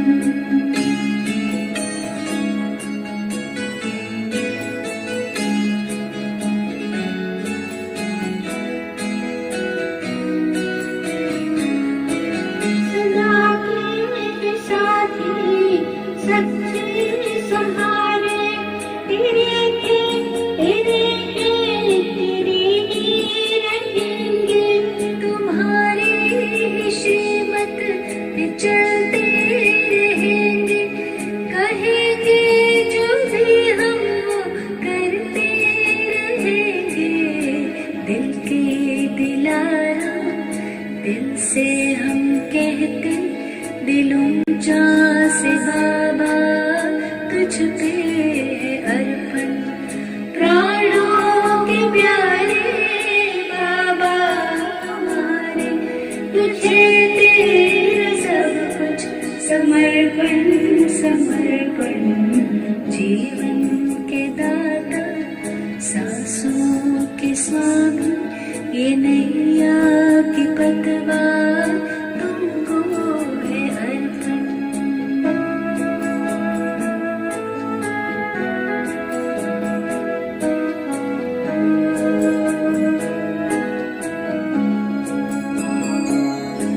मेरे पास अपने है देने के काबिल, दाता विधाता को क्या दे सकेंगे। ये तूने हम पर एहसान इतने कि जीवन भी देकर चुका ना सकेंगे, कि जीवन भी देकर चुका ना सकेंगे। ये मैंपन मेरापन ये कखपन ये जीवन ये संकल्प हर बोल अर्पण है धड़कन।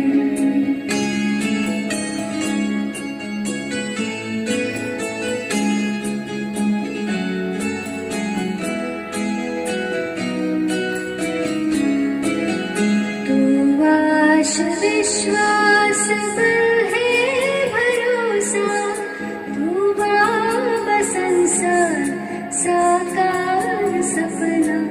अगर टूटती सांस काम आए तेरे, अहो भाग्य जीवन बने धन अपना। यही एक अरमां है मन में हमारे, कि हम भी लिखे तो बने सदर्पण। प्राणों के प्यारे बाबा हमारे, तुझे तेरा सब कुछ समर्पण समर्पण। जीवन के दाता सांसों के स्वामी ये नैया की पतवार तुमको है अर्पण। जीवन के दाता सांसों के स्वामी ये नैया की पतवार तुमको है अर्पण। गीत ने बहुत ही सुंदर प्रेरणा दी कि अगर हम ईश्वर को ये नाव सौंप दें, वो पतवार जो हम खुद चला रहे हैं, खुद संभाल रहे हैं, अगर उसका कंट्रोल हम ईश्वर के हाथ में दे दें तो हम निश्चिंत हो सकते हैं। और ईश्वर से अच्छा इस नाव को चलाने वाला और कौन हो सकता है। बस हमारे हृदय में उस समर्पण भाव की आवश्यकता है। अगर वो हम समर्पण भाव देते हैं तो शायद सारी चीज़ें सहल और सहज हो जाएंगी। बीके अस्मिता जी और बीके सरोजिनी जी का बहुत बहुत धन्यवाद इतने सुंदर और प्रेरणादायी गीत को हमारे सामने लाने के लिए। नीड ऑफ द आवर क्या है इस बदलते वक्त में, अभी मुझे क्या करना है, इस पर सोचा जाता है तो बहुत सारे लोग ब्लैंक होते हैं कि क्या कर सकते हैं क्या नहीं कर सकते हैं। इस पर हमारे अलग अलग राय है, अलग अलग विचार हैं। इसी विषय पर चर्चा करने के लिए आज हमारे साथ एक जाने माने रेडिएशन ऑन्कोलॉजिस्ट डॉक्टर प्रेम मसंद जी हैं। अमेरिका में और भारत में दोनों जगह उन्होंने अपनी क्लिनिकल प्रैक्टिस की है और पिछले कई वर्षों से ये ब्रह्मा कुमारीज के मुख्यालय में रहते हैं। आइए इस बदलते हुए दौर में हमें क्या करना है, नीड ऑफ द आवर क्या है, इस विषय पर उनसे सुनते हैं। डॉक्टर प्रेमचंद। टॉपिक है need of hour. Peter Drucker एक बहुत बड़ा मैनेजमेंट स्पेशलिस्ट था अमेरिका का। उन्होंने कई थ्योरीज लिखी। जो उनकी फेमस थ्योरी थी MBO, मैनेजमेंट बाय ऑब्जेक्टिव। 2004 के करीब जाने के पहले उन्होंने एक बहुत अच्छा स्टेटमेंट दिया। वो स्टेटमेंट था कि आने वाला समय बिल्कुल डिफरेंट होगा, अलग होगा, और उस अलग समय पर हर एक को अपना मैनेजमेंट खुद करना पड़ेगा, क्योंकि उस समय हो सकता है कि कई चीज़ें काम ना करें। अगर इसी को कनेक्ट करूं, आज हम वही देख रहे हैं कि कोई सिस्टम, मैनेजमेंट, एडमिनिस्ट्रेशन, हर एक का अपना इंडिविजुअल लेवल पर पहुंच गया है। और इसीलिए कहा जाता है life is a game of choice and choice depend on our thinking. जो हमारा सोच होगा, थिंकिंग होगा, उसी के अनुसार हम जो चैलेंजेस आ रहे हैं, सिचुएशन आ रही हैं, उनको हैंडल करते हैं। रोमी माइथोलॉजी का एक बहुत अच्छा स्टेटमेंट है जो मुझे बड़ा अच्छा लगता है और मैंने भी सीखा इससे। इस स्टेटमेंट में है, you are uncondition spirit trapped in condition as sun in eclipse.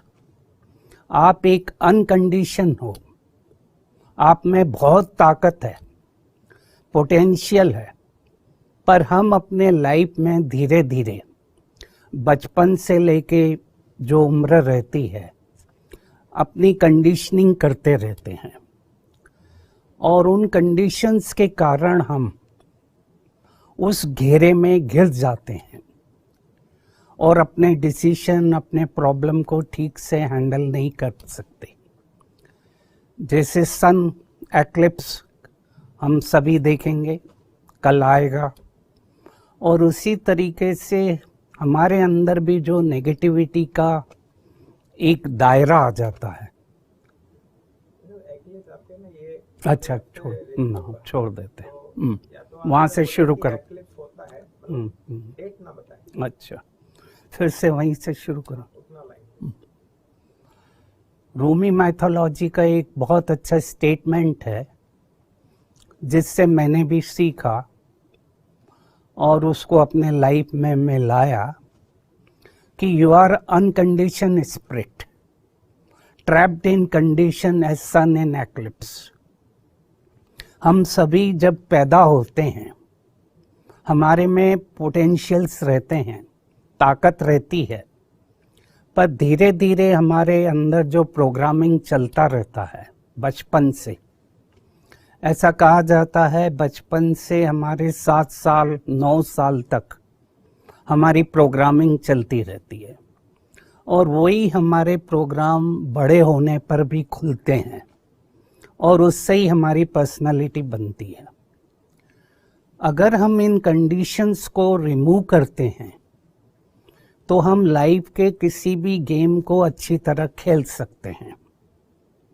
हमारा जो अप्रोच ही है इनसाइड आउट अप्रोच है, अंदर से बाहर की तरफ।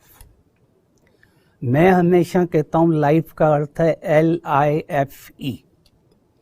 LIFE का अर्थ है लुक इनसाइड, फायर एक्सटर्नली। अंदर देखो और बाहर का मैच खेलो। जब तक हम अपने अंदर का मैच ठीक नहीं करते हैं, बाहर का मैच अच्छी तरह प्ले नहीं कर सकते हैं।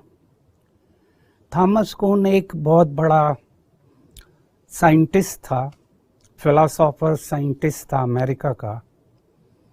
उसने अपने एक स्टेटमेंट में कहा था कि जो पैराडाइम शिफ्ट हो रहा है और होगा, उस समय हम अपने ओल्ड प्रोग्राम से उस प्रॉब्लम को ठीक नहीं कर सकते। अगर हमें कुछ नया लाना है तो हमें नए तरीके से सोचना पड़ेगा। ज़्यादातर हम ओल्ड प्रोग्राम को ज़्यादा यूज़ करते हैं, जिसके कारण कई तरह के डर और नेगेटिविटी आती है। पर आज जो सिचुएशन बनती जा रही है, होती जा रही है, हम सबको अब एक नए तरीके से जीना पड़ेगा, क्योंकि अनसर्टेनिटी बढ़ती जा रही है और सबसे बड़ा डर मनुष्य का अनसर्टेनिटी रहता है, क्या होगा। और उसके कारण हमारे में कई ब्लॉकेजेस आते हैं। अब जो नया गेम हम देख रहे हैं, नया पैराडाइम शिफ्ट हो रहा है, उसमें हमें अपने नए प्रोग्राम डिज़ाइन करने पड़ेंगे और उन नए प्रोग्राम्स को अच्छी तरह अपने में लाकर जो हमारे ओल्ड प्रोग्राम्स हैं वो कमज़ोर होते जाएंगे। इसीलिए पहला जो फैक्टर चाहिए आज के समय, वो फैक्टर है एडॉप्टेबिलिटी। एडॉप्टेबिलिटी का अर्थ है medically freedom from condition response. जो सिचुएशन आ रही है, चैलेंजेस आ रहे हैं, उनको मेरे को हैंडल करना है तो मेरे को नए सिरे से उसको ठीक करना पड़ेगा। समस्याएं आएंगी, उनको समाधान करना पड़ेगा, कारण को निवारण करना पड़ेगा। एडॉप्टेबिलिटी का पूरा अगर हम देखें फंक्शन, वो डिपेंड करती है हमारी फिजिकल कैपेसिटी पर, मेंटल कैपेसिटी पर, इमोशनल कैपेसिटी पर, साइकोलॉजिकल कैपेसिटी पर, सोशल कैपेसिटी पर, इकोनॉमिक कैपेसिटी पर और स्पिरिचुअल कैपेसिटी पर। अगर ये सब फैक्टर हमारे अच्छे हैं, बैलेंस में हैं, तो हम एडॉप्टेबिलिटी को बढ़ा सकते हैं। एडॉप्टेबिलिटी का दूसरा मीनिंग है मोल्ड होना। प्रॉब्लम को समझकर निर्णय लेना और उस सिचुएशन में सरवाइव करना। क्योंकि स्ट्रेस और डिप्रेशन ये दो बढ़ते जा रहे हैं वर्ल्ड में। अगर अभी हम देखें, जो बीमारियां कॉमन हो गई हैं, उसमें है पहला coronary artery disease CAD, type 2 diabetes, hypertension, stroke, cancer. और इनके साथ साथ जो प्रॉब्लम बढ़ रहा है पूरे वर्ल्ड में, वो है डिप्रेशन। इसके कारण कई नए प्रॉब्लम खड़े हो गए हैं। हो सकता है आने वाले समय में depression will be the leading cause of death, अगर हमने अपने को ठीक नहीं किया, करेक्ट नहीं किया, एम्पावर नहीं किया। इसीलिए हम सभी को, खुद को, बच्चों को एक नए तरीके से ट्रेन करना पड़ेगा। एजुकेशन के साथ साथ उनकी इमोशनल लेवल को, साइकोलॉजिकल लेवल को भी बढ़ाना पड़ेगा। क्योंकि जब कभी भी स्ट्रेस होता है, हमारा माइंड ब्रेन के द्वारा साइको न्यूरो एंडोक्राइनल एक्सिस के द्वारा मैसेजेस भेजता है बॉडी में। और अगर ये मैसेजेस हम ठीक से हैंडल कर रहे हैं तो हमारे चांसेस ठीक रहते हैं वेलनेस के। पर अगर ये कंटिन्यूस रहता है स्ट्रेस, और अगर हम मैसेजेस को ठीक से हैंडल नहीं कर पा रहे हैं, तो वो कई तरह के प्रॉब्लम ला सकते हैं। क्योंकि आज के समय में बीमारी का एक मुख्य कारण हमारी इमोशनल स्ट्रेस है। दूसरे फैक्टर भी हैं, क्रोनिक कॉन्स्टिपेशन है, एसिडिटी है, नींद का ठीक से नहीं आना है, लाइफ स्टाइल एक्टिव नहीं है, एक्सरसाइज नहीं कर रहा हूँ, ये सब फैक्टर हैं। जेनेटिक फैक्टर भी हैं, पर साथ साथ सबसे इम्पोर्टेंट फैक्टर अभी ऑल ओवर वर्ल्ड देखा गया, इमोशनल स्ट्रेस मेजर फैक्टर बनता जा रहा है और इसी को हमें हैंडल करना पड़ेगा। एक स्टडी में देखा, जो लोग 100 साल के ऊपर जीते हैं उनके क्या फैक्टर थे। स्टडी में देखा उनके 2 फैक्टर थे। एक उनका कम्युनिकेशन, कनेक्टिविटी अच्छी थी और दूसरा रिलेशनशिप अच्छा था। अगर ये हमारे 2 फैक्टर अच्छे हैं तो दूसरे फैक्टर का इम्पोर्टेंस कम हो जाता है, क्योंकि बीमारियों का 1% कारण जेनेटिक है, 99% हमारी खुद की लाइफस्टाइल है, जिंदगी है, और उसमें इमोशनल स्ट्रेस इम्पोर्टेंट है। जब स्ट्रेस होता है, पहला फेस होता है alarm, fight and flight situation, दूसरा फेस होता है रेजिस्टेंस और थर्ड फेस होता है एग्जॉशन। अगर मैंने फर्स्ट फेस और सेकंड फेस को अच्छी तरह हैंडल कर लिया तो थर्ड फेस में मैं नहीं जाऊंगा और वहीं मैं टैकल कर लूँगा। तो जो मैसेजेस मेरे बॉडी में जा रहे हैं, ऑर्गन्स में जा रहे हैं, सिस्टम पे जा रहे हैं, वो इफ़ेक्ट कम डालेंगे। अगर मेरा क्रोनिक स्ट्रेस बना रहता है तो हमारा एड्रिनल आउटपुट ज़्यादा रहता है, स्टेरॉइड ज़्यादा निकलते हैं और वो शरीर को कहीं ना कहीं डैमेज करते हैं। तो पहला फैक्टर हो गया इंक्रीज योर एडॉप्टेबिलिटी। हर सिचुएशन में मेरे को सरवाइव करना है। मैं इसको सिंपल करके कहूँ, अनकंफर्टेबल में भी कंफर्टेबल रहना है। इसको और अच्छी लैंग्वेज में कहूँ, अनकॉन्शियस कॉम्पिटेंट रहना है। अनकॉन्शियस लेवल पर भी मैं कॉम्पिटेंट हूँ। कॉन्शियस लेवल पर हर कोई कॉम्पिटेंट रहता है, बाय स्किल्स, बाय ट्रेनिंग, पर अनकॉन्शियसली मैं कॉम्पिटेंट हूँ, उसके लिए मेरे को अपनी ट्रेनिंग खुद करना पड़ेगी और वो है मेरी positive programming, positive team. Team का अर्थ है थॉट्स, इमोशन, एटीट्यूड, मेमोरी। अगर मेरा सॉफ्टवेयर ठीक है, मेरा टीम ठीक है, तो मेरा हार्डवेयर भी ठीक होगा। क्योंकि आजकल सब बातें कर रहे हैं इम्यूनिटी की। एक होती है फिजिकल इम्यूनिटी और दूसरी होती है स्पिरिचुअल इम्यूनिटी। जितना हमारी स्पिरिचुअल इम्यूनिटी अच्छी होती है, इमोशन अच्छे होते हैं, थॉट्स अच्छे होते हैं, तो वो हम बॉडी को मैसेजेस कम देते हैं। और जितना हम फीलिंग्स को सप्रेस करते हैं उतना इम्यून सिस्टम लो होता है। फिजिकल इम्यूनिटी तो मेंटेन ही करना है, साथ ही साथ अपनी फीलिंग्स को, इमोशंस को खोलना है, वेंट देना है, एक्सप्रेस करना है।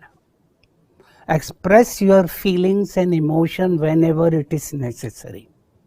अगर मैं उसको अंदर ही दबा के रखूँगा तो वो मेरा इम्यून सिस्टम डाउन करेगा। दूसरा फैक्टर है कैचिंग पावर। इस पर मैं अभी काफ़ी डिस्कशन कर रहा हूँ। कई लेक्चर्स में मैंने इसको बताया कि it will be the major factor. Catching power का अर्थ है प्रॉब्लम आने के पहले ही मेरे अंदर मैसेज आ जाए। एक ब्रेन हमारा इधर है और दूसरा ब्रेन हमारा इंटेस्टाइन है, गट। जो ब्रेन में होता है वो हमारे इंटेस्टाइन में होता है, it is a second brain.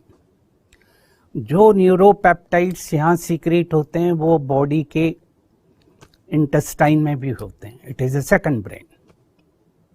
और ये रिसर्च में पता किया गया, कैंडिड सीपर्ट ने इसको पूरा एक्सप्लेन किया। तो जब यहाँ इमोशन आता है, फीलिंग आती है, थॉट आता है, वो यहाँ मेरे इंटेस्टाइन में आता है, जिसको कहते हैं गट फीलिंग, इंट्यूजन। जितना मेरा इंट्यूजन अच्छा होगा, गट फीलिंग अच्छी होगी, इंस्टिंक्ट अच्छा होगा, कैचिंग पावर अच्छा होगा, मेरे को पहले से ही पता लग जाएगा कुछ होने वाला है। मेरा वही संकल्प चलेगा जो इस समय मुझे चाहिए। थॉट और संकल्प और समय दोनों एक साथ काम करेंगे। माइंड और इंटेलेक्ट एक तरह से साथ साथ काम करेंगे, और वो हमारा अच्छा कैच हो रहा है तो हम पहले से ही प्रॉब्लम को आइडेंटिफाई करेंगे और ठीक करेंगे। उसके कारण हमारी एनर्जी बनी रहेगी। थर्ड फैक्टर है पॉजिटिविटी, पॉजिटिव इमोशंस। उसको भी हम ठीक रखें, क्योंकि हमारा हर इमोशन शरीर के कहीं ना कहीं किसी न किसी सिस्टम को डैमेज करता है। नेक्स्ट फैक्टर है अपनी वर्थ को अच्छा मेंटेन रखें, सेल्फ वर्थ। सेल्फ वर्थ का अर्थ है मैं अपने को एक्सेप्ट करता हूं। ह्यूमन नेचर का सबसे बड़ा दुश्मन, एनिमी, दो हैं। एक है अटैचमेंट और दूसरा है I am not good, negative thought, guilt. और ये चीजें जब आ जाती है हमारे अंदर तो हमारी पूरी एनर्जी ब्लॉक हो जाती है, और उसके कारण हमारा डिसीजन कमजोर हो जाता है। इसीलिए जितना हमारा पॉजिटिव इमोशंस रहेगा उतना हम चीज़ों को परख सकते हैं और डिसीजन ले सकते हैं, निर्णय ले सकते हैं। और उसके लिए चाहिए रहता है डिटैचमेंट। बीच बीच में मैं प्रैक्टिस करूं कि मैं जो एनर्जी हूं, मैं जो सेल्फ हूं, इस ब्रेन से अलग होकर सोच रही हूं। सेल्फ का अर्थ ही है SELF, source of light, source of energy in light form. हम सब एनर्जी हैं। हमारे शरीर में भी 50 ट्रिलियन सेल्स हैं, और हर सेल दूसरे से कनेक्टेड है, और हर सेल पूरे यूनिवर्स से कनेक्टेड है। जब हम कनेक्टेड हैं पूरे यूनिवर्स से, पूरे वर्ल्ड से, तो हमारे अंदर जो हो रहा है वो यूनिवर्स में रिफ्लेक्ट होता है। हमारे वाइब्रेशन पूरे यूनिवर्स को जाते हैं, और अगर हमारे नेगेटिव थॉट्स हैं, एनर्जी है, तो वो भी रिफ्लेक्ट होगी और वो मेरे पास वापस आएगी। जैसा हम सोचते हैं वैसा ही वाइब्रेट होता है। इंग्लिश में कहा गया you are what you think. आप वही हो जैसा आप सोच रहे हो। तो जो मेरे थॉट्स हैं वही रिफ्लेक्ट हो रहे हैं, वाइब्रेट कर रहे हैं, और वही मेरे पास आ रहे हैं। तो हमें किसी भी तरह का फियर, डर न रखें। थोड़ा बहुत फियर हर एक को होता है। फियर एक नॉर्मल इमोशन है। मैं कहूँ लव एंड फियर दो इमोशन है, हमें दिए गए हैं। लव हीलिंग को बढ़ाता है, फियर हमारे को बीमारी जल्दी लाता है। जब हमारे में डर रहता है तो वो ब्लड हमारे ब्रेन में, इंटेस्टाइन में नहीं रहता, दोनों पाँव में आ जाता है और उसके कारण हीलिंग हमारा वीक हो जाता है। तो हम अपनी डर को भी ठीक रखें। नेक्स्ट फैक्टर है HRR। HRR का अर्थ है हैप्पीनेस, रेजिलेंस, रिसोर्सेस। अपने उमंग उत्साह को, खुशी को मेंटेन करें। खुशी हमारी बाहरी साधनों पर डिपेंड न करे, हमारी खुशी अपने अंदर से ही हम क्रिएट करें। छोटी छोटी जो घटनाएं हैं, इवेंट्स हैं, उसको मैं अगर प्यार से करता हूँ तो वो भी मेरे को खुशी देते हैं। हर चीज़ को मैं एंजॉय करता हूँ तो वो भी मेरे शरीर को ठीक करते हैं। ऐसा देखा गया है कि जब हमारा ह्यूमरस रहता है नेचर, तो बॉडी में कई तरह के न्यूरो केमिकल्स पैदा होते हैं, एंडोर्फिन्स पैदा होते हैं।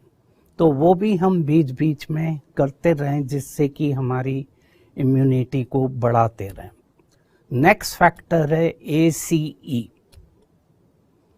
Awareness, connectivity, expression. प्रेजेंट में मैं अवेयर होकर काम करूं, ऊपर वाले से, परमात्मा से कनेक्ट होकर अपनी फीलिंग्स को अच्छी तरह मैं एक्सप्रेस करते रहूं। और लास्ट सबसे बड़ा टूल है इन सब का साइलेंस। जो हमें टाइम मिले, जब टाइम मिले, अपनी आत्मा में बैठकर अपने को, खुद को एंजॉय करूं। मदर टेरेसा ने कहा था, जाने के पहले 2 चीज़ें बड़ी हार्मफुल होती है। एक होता है लोनलीनेस और दूसरा होता है बीइंग अनलव्ड, कोई मेरे को प्यार नहीं करता। साइलेंस में मैं अपने उस कमरे में अंदर बैठा हुआ हूँ जो मेरे को दिया गया है, इटर्निटी में है, उसके अंदर मैं बैठकर खुद को प्यार करता हूँ, खुद को एंजॉय करता हूँ।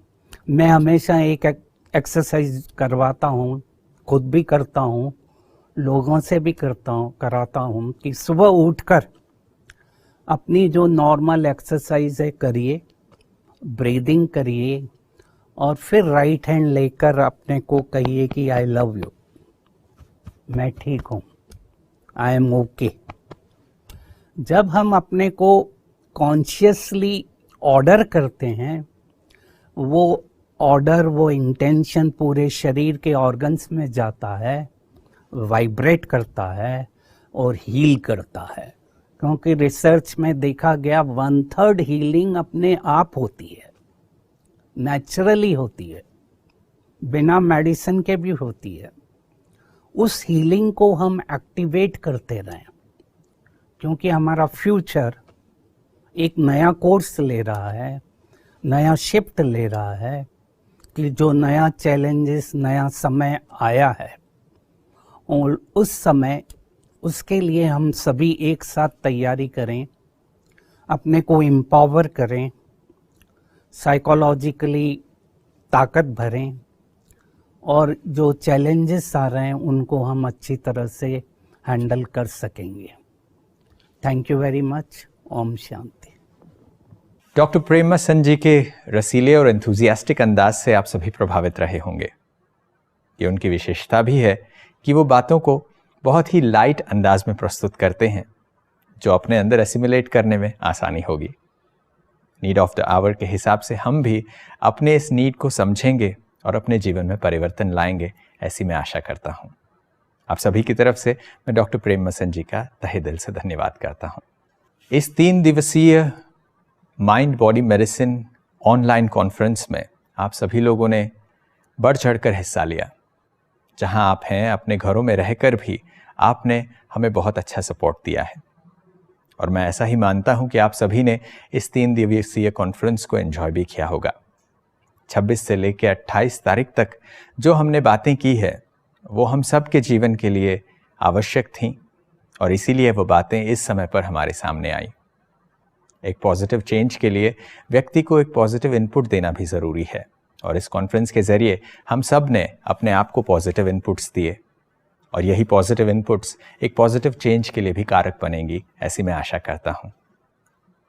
ब्रह्मा कुमारीज़ के Rajyoga education research foundation, medical wing और ब्रह्मा कुमारीज़ के सभी भाई बहनों की तरफ से आप सभी का तहे दिल से धन्यवाद कि आप इस कॉन्फ्रेंस का हिस्सा बन सके। आप सबके लिए मेडिकल विंग द्वारा 4 दिवसीय राजयोग मेडिटेशन शिविर का आयोजन भी किया जा रहा है, जो 29 जून से 2 जुलाई तक प्रतिदिन सुबह 7 बजे से 8 बजे तक तथा शाम को 7:30 बजे से 8:30 बजे तक रहेगा। मेडिकल विंग के YouTube चैनल पर इसका प्रसारण होगा। YouTube चैनल का लिंक है youtube.com/bkmedicalwing/live। इस शिविर में आपको आत्मानुभूति, परमात्मानुभूति तथा परमात्म सत्ता से कनेक्शन स्थापित कर शक्ति लेने की विधि सिखाई जाएगी। फिर मुलाकात होगी, तब तक के लिए नमस्कार, ओम शांति।